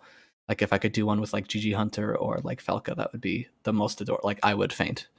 But you know, maybe one day they would take notice of me. But that would be cool. But I'd love to do a collab with anyone, honestly. There was a guy I did a collab with. I mentioned on YouTube a little while ago. I'd love to do more stuff with him. I'm actually like looking at. I've like written a couple scripts that I could do with him. So maybe I might shoot him a message or really any of the other ASM artist lads that I know. Like I'd be more than happy to do a collab with. And I think I'm gonna try and set one up as well. What's something that attracts me to a person? I've already kind of answered as well.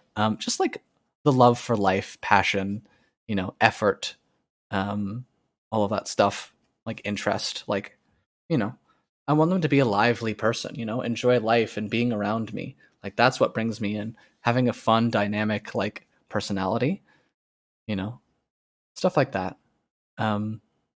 Just generally being fun to be around. I'm gonna want to be around you, of course.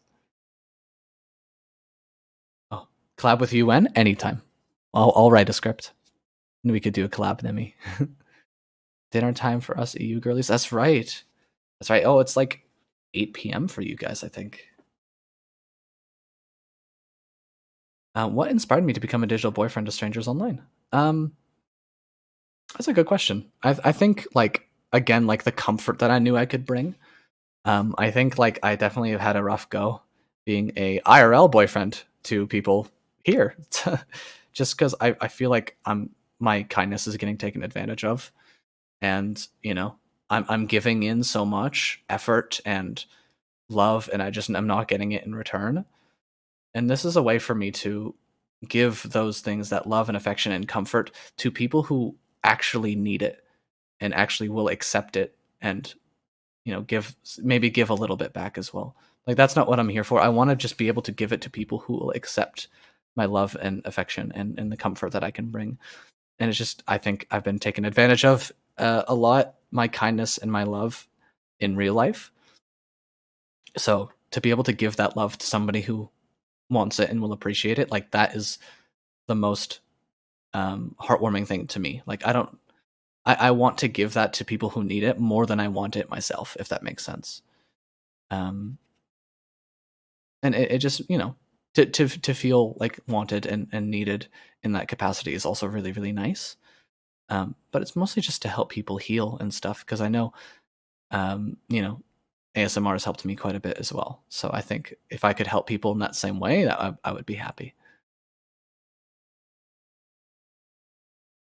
Tried everything I learned either from experiences, book, or studies, and I still can't make a good conversation with my dad, and all because I'm trying to make an effort to understand who I really am and what do I mean to him. It's Communication is never an easy road. Nothing worth doing in life is ever easy. Um, but what matters most is the effort. You know what you are trying, and hopefully he is too, and he can recognize that you're trying, and you guys can navigate it together, because there's never any like one size fits all answer to these things. But as long as effort is being made, that's the most important thing, I think. Yeah. But I really hope things go well. If you ever need advice, or you ever just need to talk, you just let us know, or you let me know, okay? Because we are here for you, 100%. A lot of us are going through the same thing right now. Um, so there, see, like we've got we've got people with all sorts of experience with these sorts of things. So we are here for you, GG. So don't worry. Of course, sweetheart, of course. Another question from Jilly. How did you find out about this community genre? I actually found out about Boyfriend ASMR from my friend. She was listening to Girlfriend ASMR. Uh, and I was like, that's sick. And I knew about it for a while before I tried it.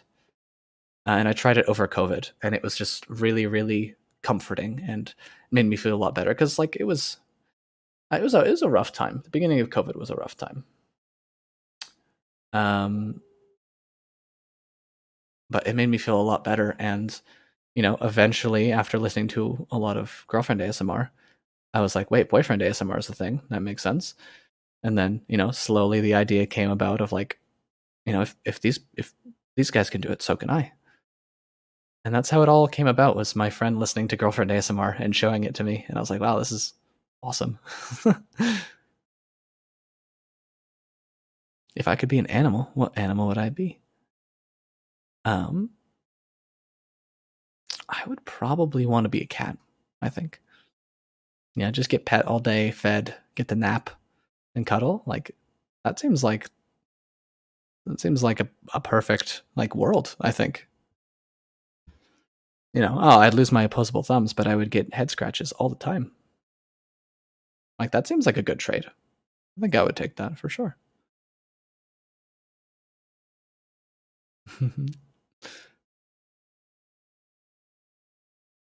Yes, cats have fun life. That's right. What about you all? If you could be an animal, what would you be?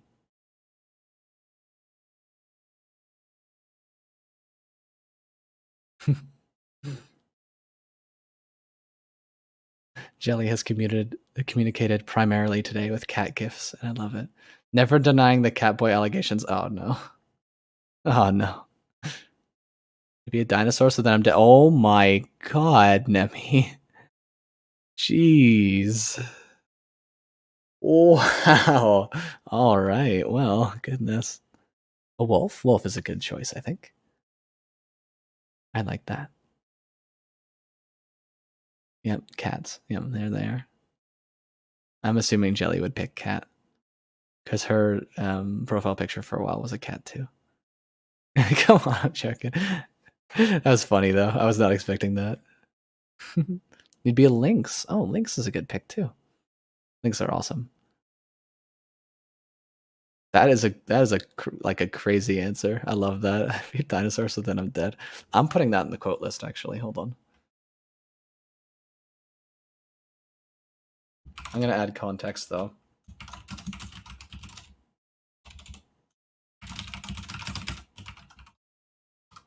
That's actually funnier without context. I want.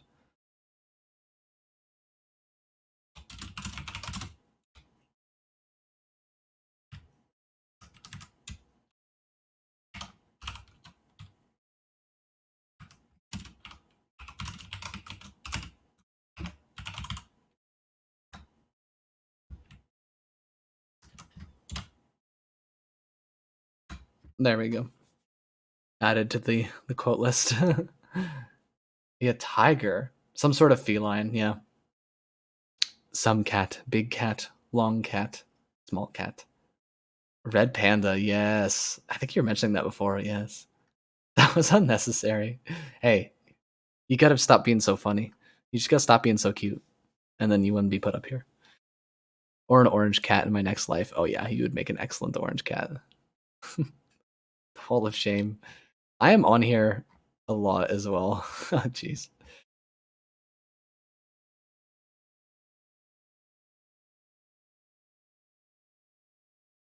Oh, I'm just like reading some of these quotes. Oh my goodness. Okay, I don't have a whole lot of time left. Let's do some more. I gotta get going soon. Let's see, how did I decide to get into making NSFW audios? It seems like a natural, like, kind of evolution. I knew it was something that people had an interest in. And it's fun, just like another avenue to explore my creative talent.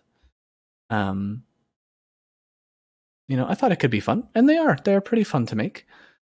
But it's just like more exploring. Like I love making audios of all different kinds, whether it be the needy boyfriend or the dom delinquent or the tsundere stuff. Like I enjoy, you know, I love making the adventure audio and the sad audio and the villain audio, and so it's just another avenue to explore, I think. And I know that it's also something that people have an interest in, and I figured, you know, why not? It takes a lot of effort. It's actually making them is actually like probably twice as time consuming and difficult as making a regular audio, but I'm up to the challenge. Would I ever consider creating a Reddit and uploading my NSFW content there? I thought about it. I actually tried using Soundgasm, and it didn't work. It would not let me upload. And Reddit does not actually allow any other way to upload it other than Soundgasm, actually. Because any other link that you put, like I was going to try and link to the free audio that's on the Patreon, the free full length spicy one that's on there. And it didn't allow me to link to Patreon. The only links that they allow for the NSFW ones is Soundgasm, and it just isn't working for me. I tried uploading things to it, and it just would not take it. So if I could, I absolutely would consider it. Maybe put some stuff on there as well. You know, every now and again, putting an NSFW one up there. We need to get him on Audio Mac. Absolutely, I would love to learn Audio Mac. Maybe I can look into it next time I do an NSFW audio. Put one up there. He'd be the first to put his own work there. Oh, is it very new? Is that why? SMH. Hey, I'm trying. I'm trying my best. Let's see. Question from Jelly. If you have a chance to get another pet, what would it be? Another cat. I would think. Or a raccoon. I think that could be fun. My aunt actually had a raccoon growing up, and she said it was a very lovable creature. So, but probably another cat, I would say. Or a tiger. I mean, who knows? How wild am I allowed to get with this?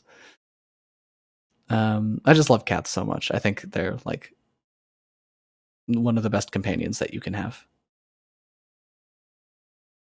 My favorite musician at the moment is probably a group called Carpenter Brute, which they make like EDM electronic music. Doesn't matter what mood I'm in, I'd always listen to Carpenter Brute. They're just like really exciting. I don't think I could play them here because I think I'm gonna get DMCA'd, and that would not be good. Because people put work from VAs. No VA uses the app on their own. Oh, okay. So people just like steal audios and put them there. Understood. Interesting. I don't know how I feel about that. Mac is that wild. Damn. Damn. I don't know how I feel about it, but I can look into it for sure. I don't mind at all. My favorite dessert is probably cheesecake. Yeah, I would say it's cheesecake. Or just ice cream in general. Classic. Just like strawberry, vanilla ice cream, something like that. Cookies and cream ice cream. Yeah. They pay for the content. Oh, I see. Okay, understood. And they ask for no names or whatever. Interesting. Okay, I can check it out. That seems like fun. What program software do you use for editing? So currently, right now, I'm still using Audacity, but I'm going to be moving to some Adobe software soon. Once I have some time to like properly sit down and learn it, I'm going to use some Adobe software, I think. Yeah. So that's kind of where we're at right now. But honestly, Audacity is doing like a lot of really good work right now. It's doing everything I need it to do. So I'm not in any huge rush. I just don't have the time to sit down and learn it at the moment, I think. If you're a ghost, how would you haunt people? Seems like fun. If you were a ghost, how would you haunt people? I would never directly like show myself, my ghostly form. I would always just like open closed doors, knocking sounds from inside the closet, scratching from under the bed. Things like that, just to make them think they're going crazy, just like very psychological. I would say something. I wouldn't like yell or make any spooky noises, but I would just speak in a normal voice, but from all the way across the house or apartment. So they would hear it and be like, what the hell? You know? Or say something directly behind them and then disappear. Or knock things off of cabinets, off of tables, open doors. Like imagine them waking up in the middle of the night to scratching, and then they come out to the main room and they see their doors wide open. Like that'd be spooky. Turn their TV on at night, things like that. Yeah, psychological stuff. I would be the most terrifying ghost like ever.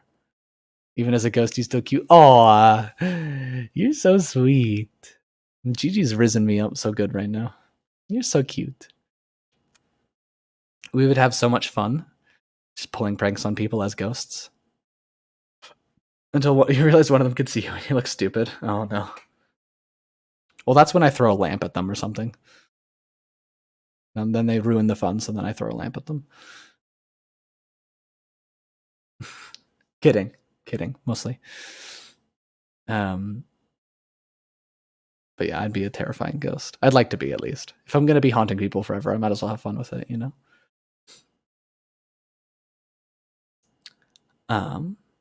Let's see. If I had infinite money, no one would judge you. How would you dress? Like, what type of clothes would you wear? If you already wear your favorite stuff, what aesthetic is it? I can actually tell you what I would wear. There's a company called Fabric of the Universe, and I did a little bit of modeling when I was younger, and I've been trying to get back into it, and I would love to model for them. But yeah, I would wear some of that stuff. So if you guys look up Fabric of the Universe, that is probably stuff I would wear. If no one would judge me, I would wear that. You saw things before, Gigi? Are we talking about ghosts? Or are we talking about The company I was talking about. You saw some spooky things? Ooh, do tell, do tell. What aesthetic is it? I don't really know what I would call that. It's a futuristic kind of stuff. Hey, it's kind of badass. Yeah. I don't really know what I would call that. If I had money, I would absolutely buy some of that stuff, but they're a little bit pricey. So that's why I would say if I had infinite money, I'd go for it. But if I could model for them, they would give me things for free. So that would be sick. Favorite pet names for you and to others? I like everything. It's really cool looking. Yeah, I love it. It's all the things you said you do as one. Well, that's future me haunting you. GG. Looks like tech. Yeah, it's like futuristic, like tech kind of techie kind of fashion. It's cool. I like it. Favorite pet names for me and for others. I like everything. My thing is I want to call you what you like. Um, so if you like baby, if you like sweetie, honey, darling, I like that. And that's what I'd want to do. Anything that you like, because I think like those are probably some of my favorites. Pretty girl is often one that I like to use. And if they like the good girl and stuff like that, I would be more than happy to do that too. Um, but I just like calling you what you like. And it makes me happy knowing that you enjoy it. You saw faces? Oh dear. You choose weird times to make a show. If I get to be a ghost, I'm gonna haunt you in this exact way, just so you know that it's me. I'm so sorry you're having spooky stuff. Is it around your house, or is it just like a specific place, or get away from the mic? What? You don't like me being this close?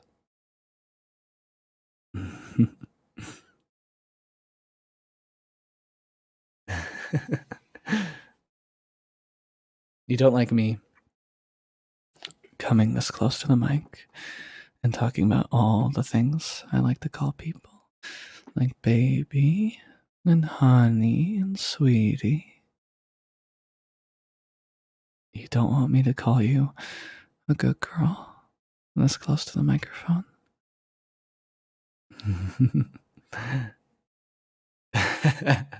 Is that the fencing emoji? It is. And then for me, I like anything really. I'm, like pretty boy and stuff like that. Good boy, baby, like all of that stuff is so sweet. I love it a lot. Really, like anything. I don't really know of any that I don't like. I just like affectionate names. Um, you know, um, if you put my in front of something, um, anything. You could call me anything as long as you put my in front of it. Like I'm chilling. Um, but yeah, those would be some of my favorites, I think. Um, yeah, and I never really thought much about it until I was here with you all. I was like, oh, what do I like? Good boy, pretty boy, my something, darling, baby, angel, that stuff for me. But for calling people things, baby and honey and sweetie and cutie and good girl and pretty girl, stuff like that. Yeah, those would be some of my favorites. Mostly house. Oh, you get hit sometimes. You find marks on your body. You need to move and then get a priest to like bless you and cover you in holy water and stuff. This sounds really bad. This sounds a little bit more than like spooky noise every now and again. Oh, sweetheart. That's spooky. I've never really had any like serious ghost experiences. You tried, did it follow? Oof. Spook.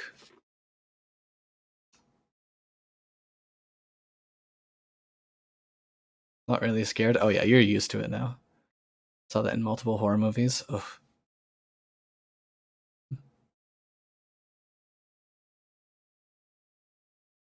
Let's see here.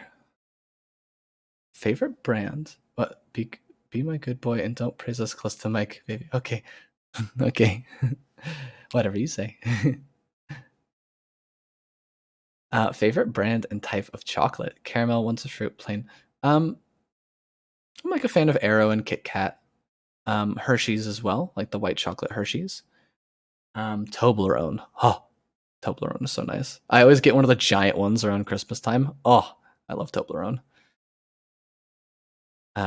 What's more important to you when receiving gifts? Getting ones that cost a lot of money or ones that hold sentimental value? 100% sentimental value.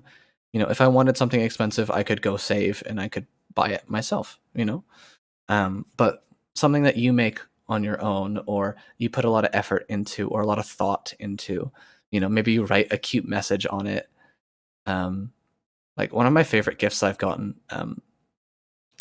was a mason jar full of little notes. And on the top of it, it said, "Read me when sad." And basically, um, every little piece of folded paper in there was something that they loved about me. And like, I treasure that more than I would treasure, you know, something that's just expensive that wasn't a whole lot of thought put into. But definitely sentimental value over anything else. I actually have a hard time getting rid of things that hold sentimental value to me. Um, but yeah, I think that would be my pick 100%. And then final question in the channel. Do you listen to other ASMR artist VAs? And if so, which ones? Very simple. Yeah. I'm like it's very easy to make me happy. You just gotta like tell me you love me and like hold my hand, and that's kind of it. That's all I need.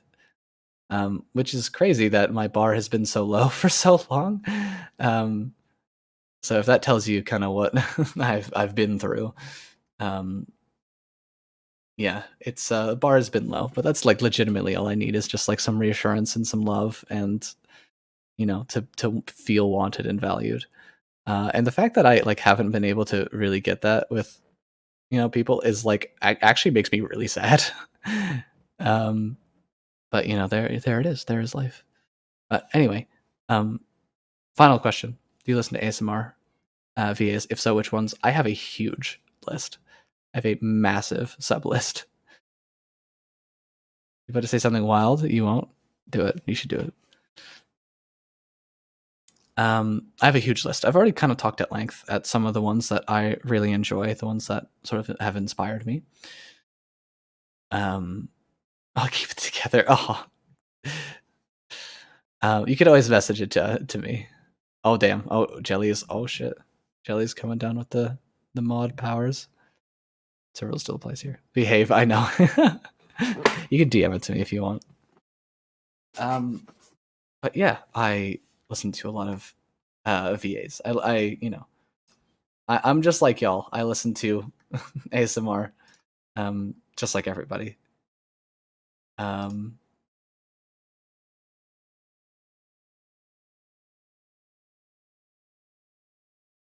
but yeah, sorry, I was just looking at the straw poll. Let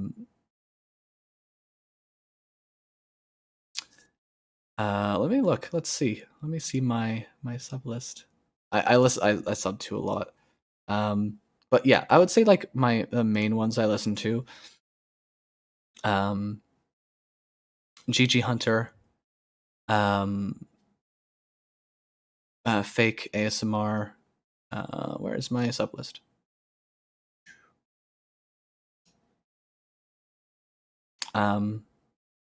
Alakir Sir. Annie Pants. Darling Straub. Who else? Oh, Dude, That's Wholesome. She's really sweet. Endear and Audio. Gigi Hunter, Girlfriend Audio. I could go on. Like I'm skipping quite a bit of them. I'm just like kind of highlighting some of my favorites. And Loon VA, Noctur, Sea Glass. Oh, Salute. Salute actually inspired me to do my first fantasy one, because she does some fantasy ones, and that was actually the inspiration, the thing that pushed me to do one of my own. So you have Salud to thank for my Demon Hunter audio. Sora ASMR, I love Sora. Spring, Sunflower, yeah, Wholesome Girlfriend audios, yeah. There's a lot. But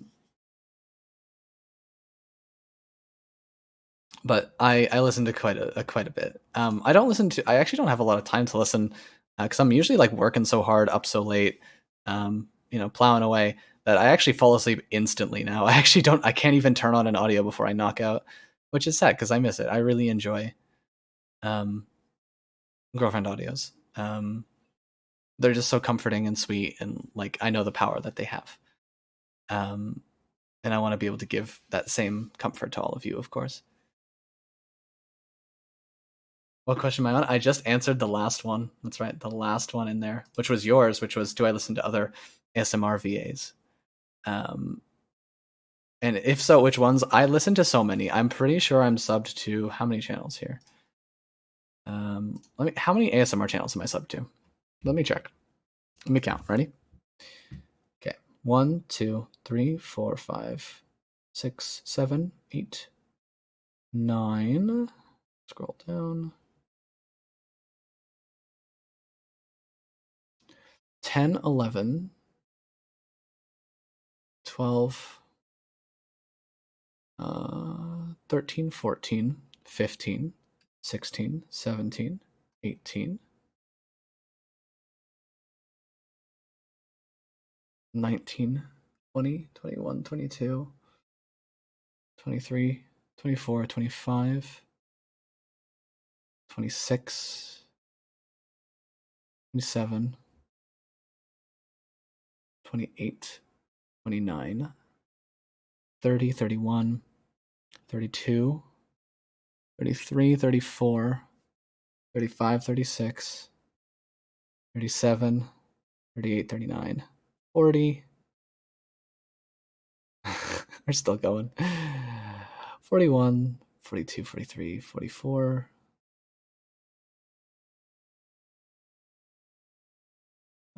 45, 46, 47, 48, 49, 50, 51,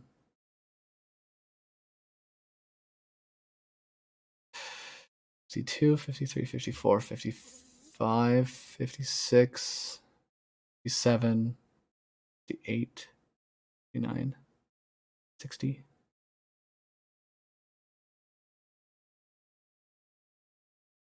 61, 62, 63, 64, 65, 66, 67, 68, 69. Oh, Tashi. I didn't talk about Tashi. I love Tashi.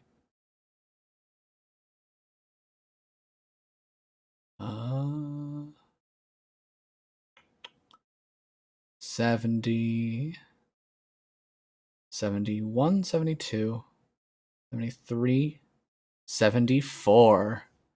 I am subbed to 74 ASMR channels.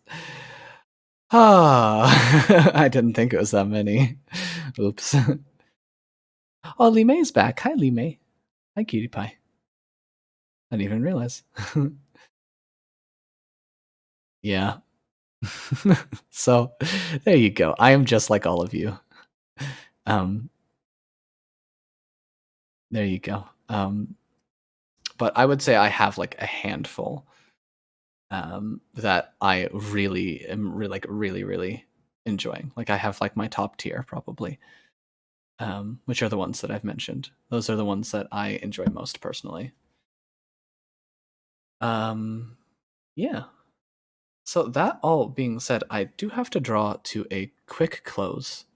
Unfortunately, I should have left like 15 minutes ago, but I've just been having so much fun with all of you, and I wanted to get back all the questions as well. So I'm going to put this here as well one more time for all of you who have not voted. So that right there is a straw poll for That is a straw poll for what game to play next. What things should I play on stream that people have interest in seeing? Oh, GG, sweetheart, you're very welcome. I gotta get going soon, but let me put this in the announcements here.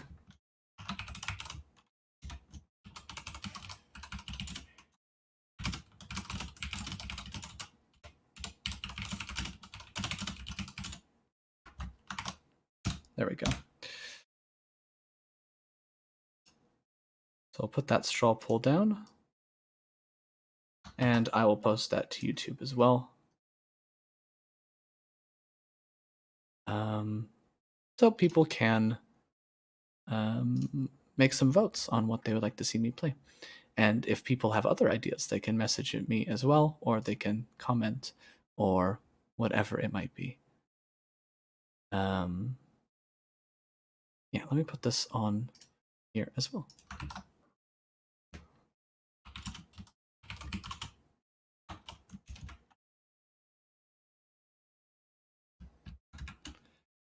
And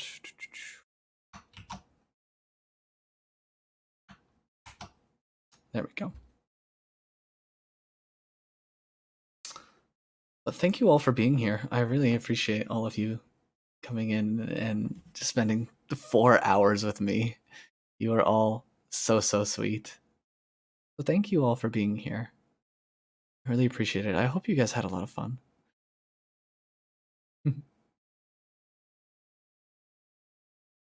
And we got through some of the Q&As, which is lovely. And we're on the road to finding out what game I could stream. So maybe next time I stream, it'll be maybe me playing something.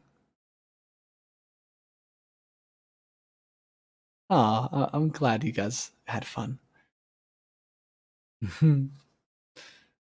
Yeah, I enjoy just spending time here with all of you. It's so much fun. And there's so many of you here, just here hanging out and having a good time. And I absolutely love it.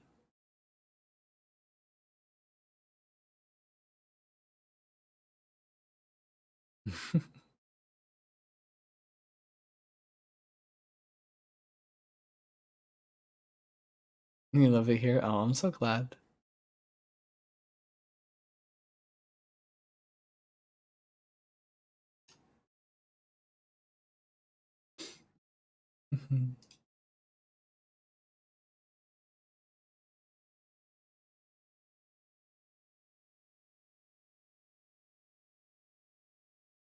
Aw, you guys are so sweet.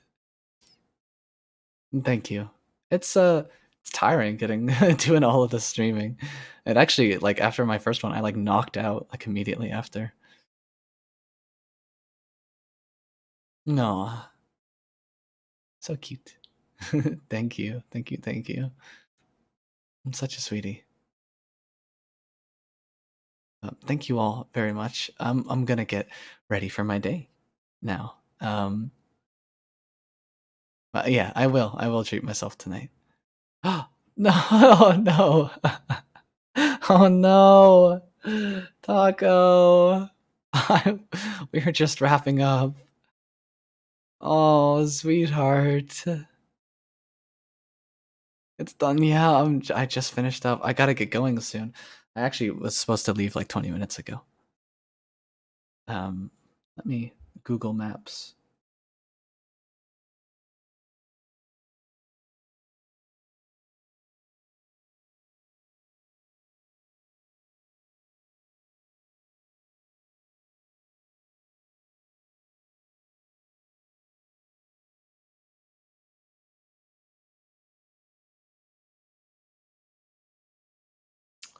I'm just looking at where I'm supposed to be going, where I'm supposed to be meeting friends. I'm sorry, Taco. Oh, sweetheart.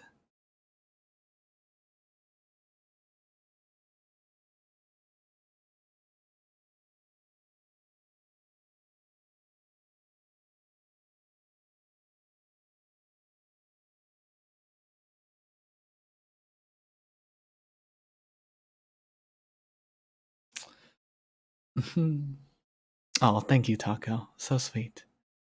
Well, I'm gonna head out now. But thank you all so much for coming in. And I hope you all have a really lovely day. Thank you all for coming in and saying hi and having a good time with me. You are all absolutely the lights of my life, and I enjoy every moment I get to spend with you.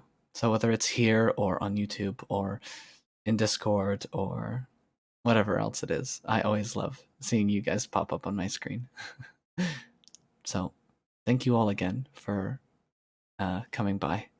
And maybe next time we'll play some games. Whenever I can get another time to stream. Gonna be working on some commissions and some weekly stuff and writing some stuff down for my adventure audios and things like that. So I'm very excited.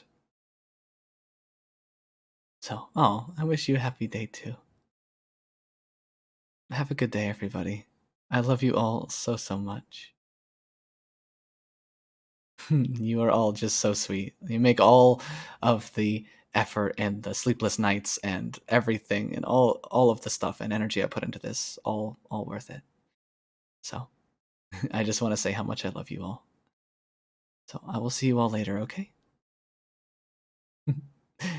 Bye-bye, everyone. Until next time. Mwah. Have a good day, everybody. And to those of you who should be sleeping, you know who you are. Get some sleep. And some of you are winding down for the day, so have a good night, morning, evening, whatever it might be. Okay, I'm gonna go. Thank you all so much for being here.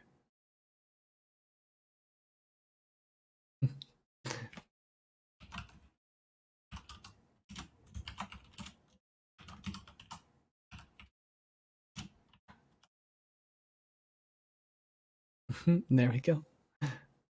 Okay. Bye, everyone. Bye bye.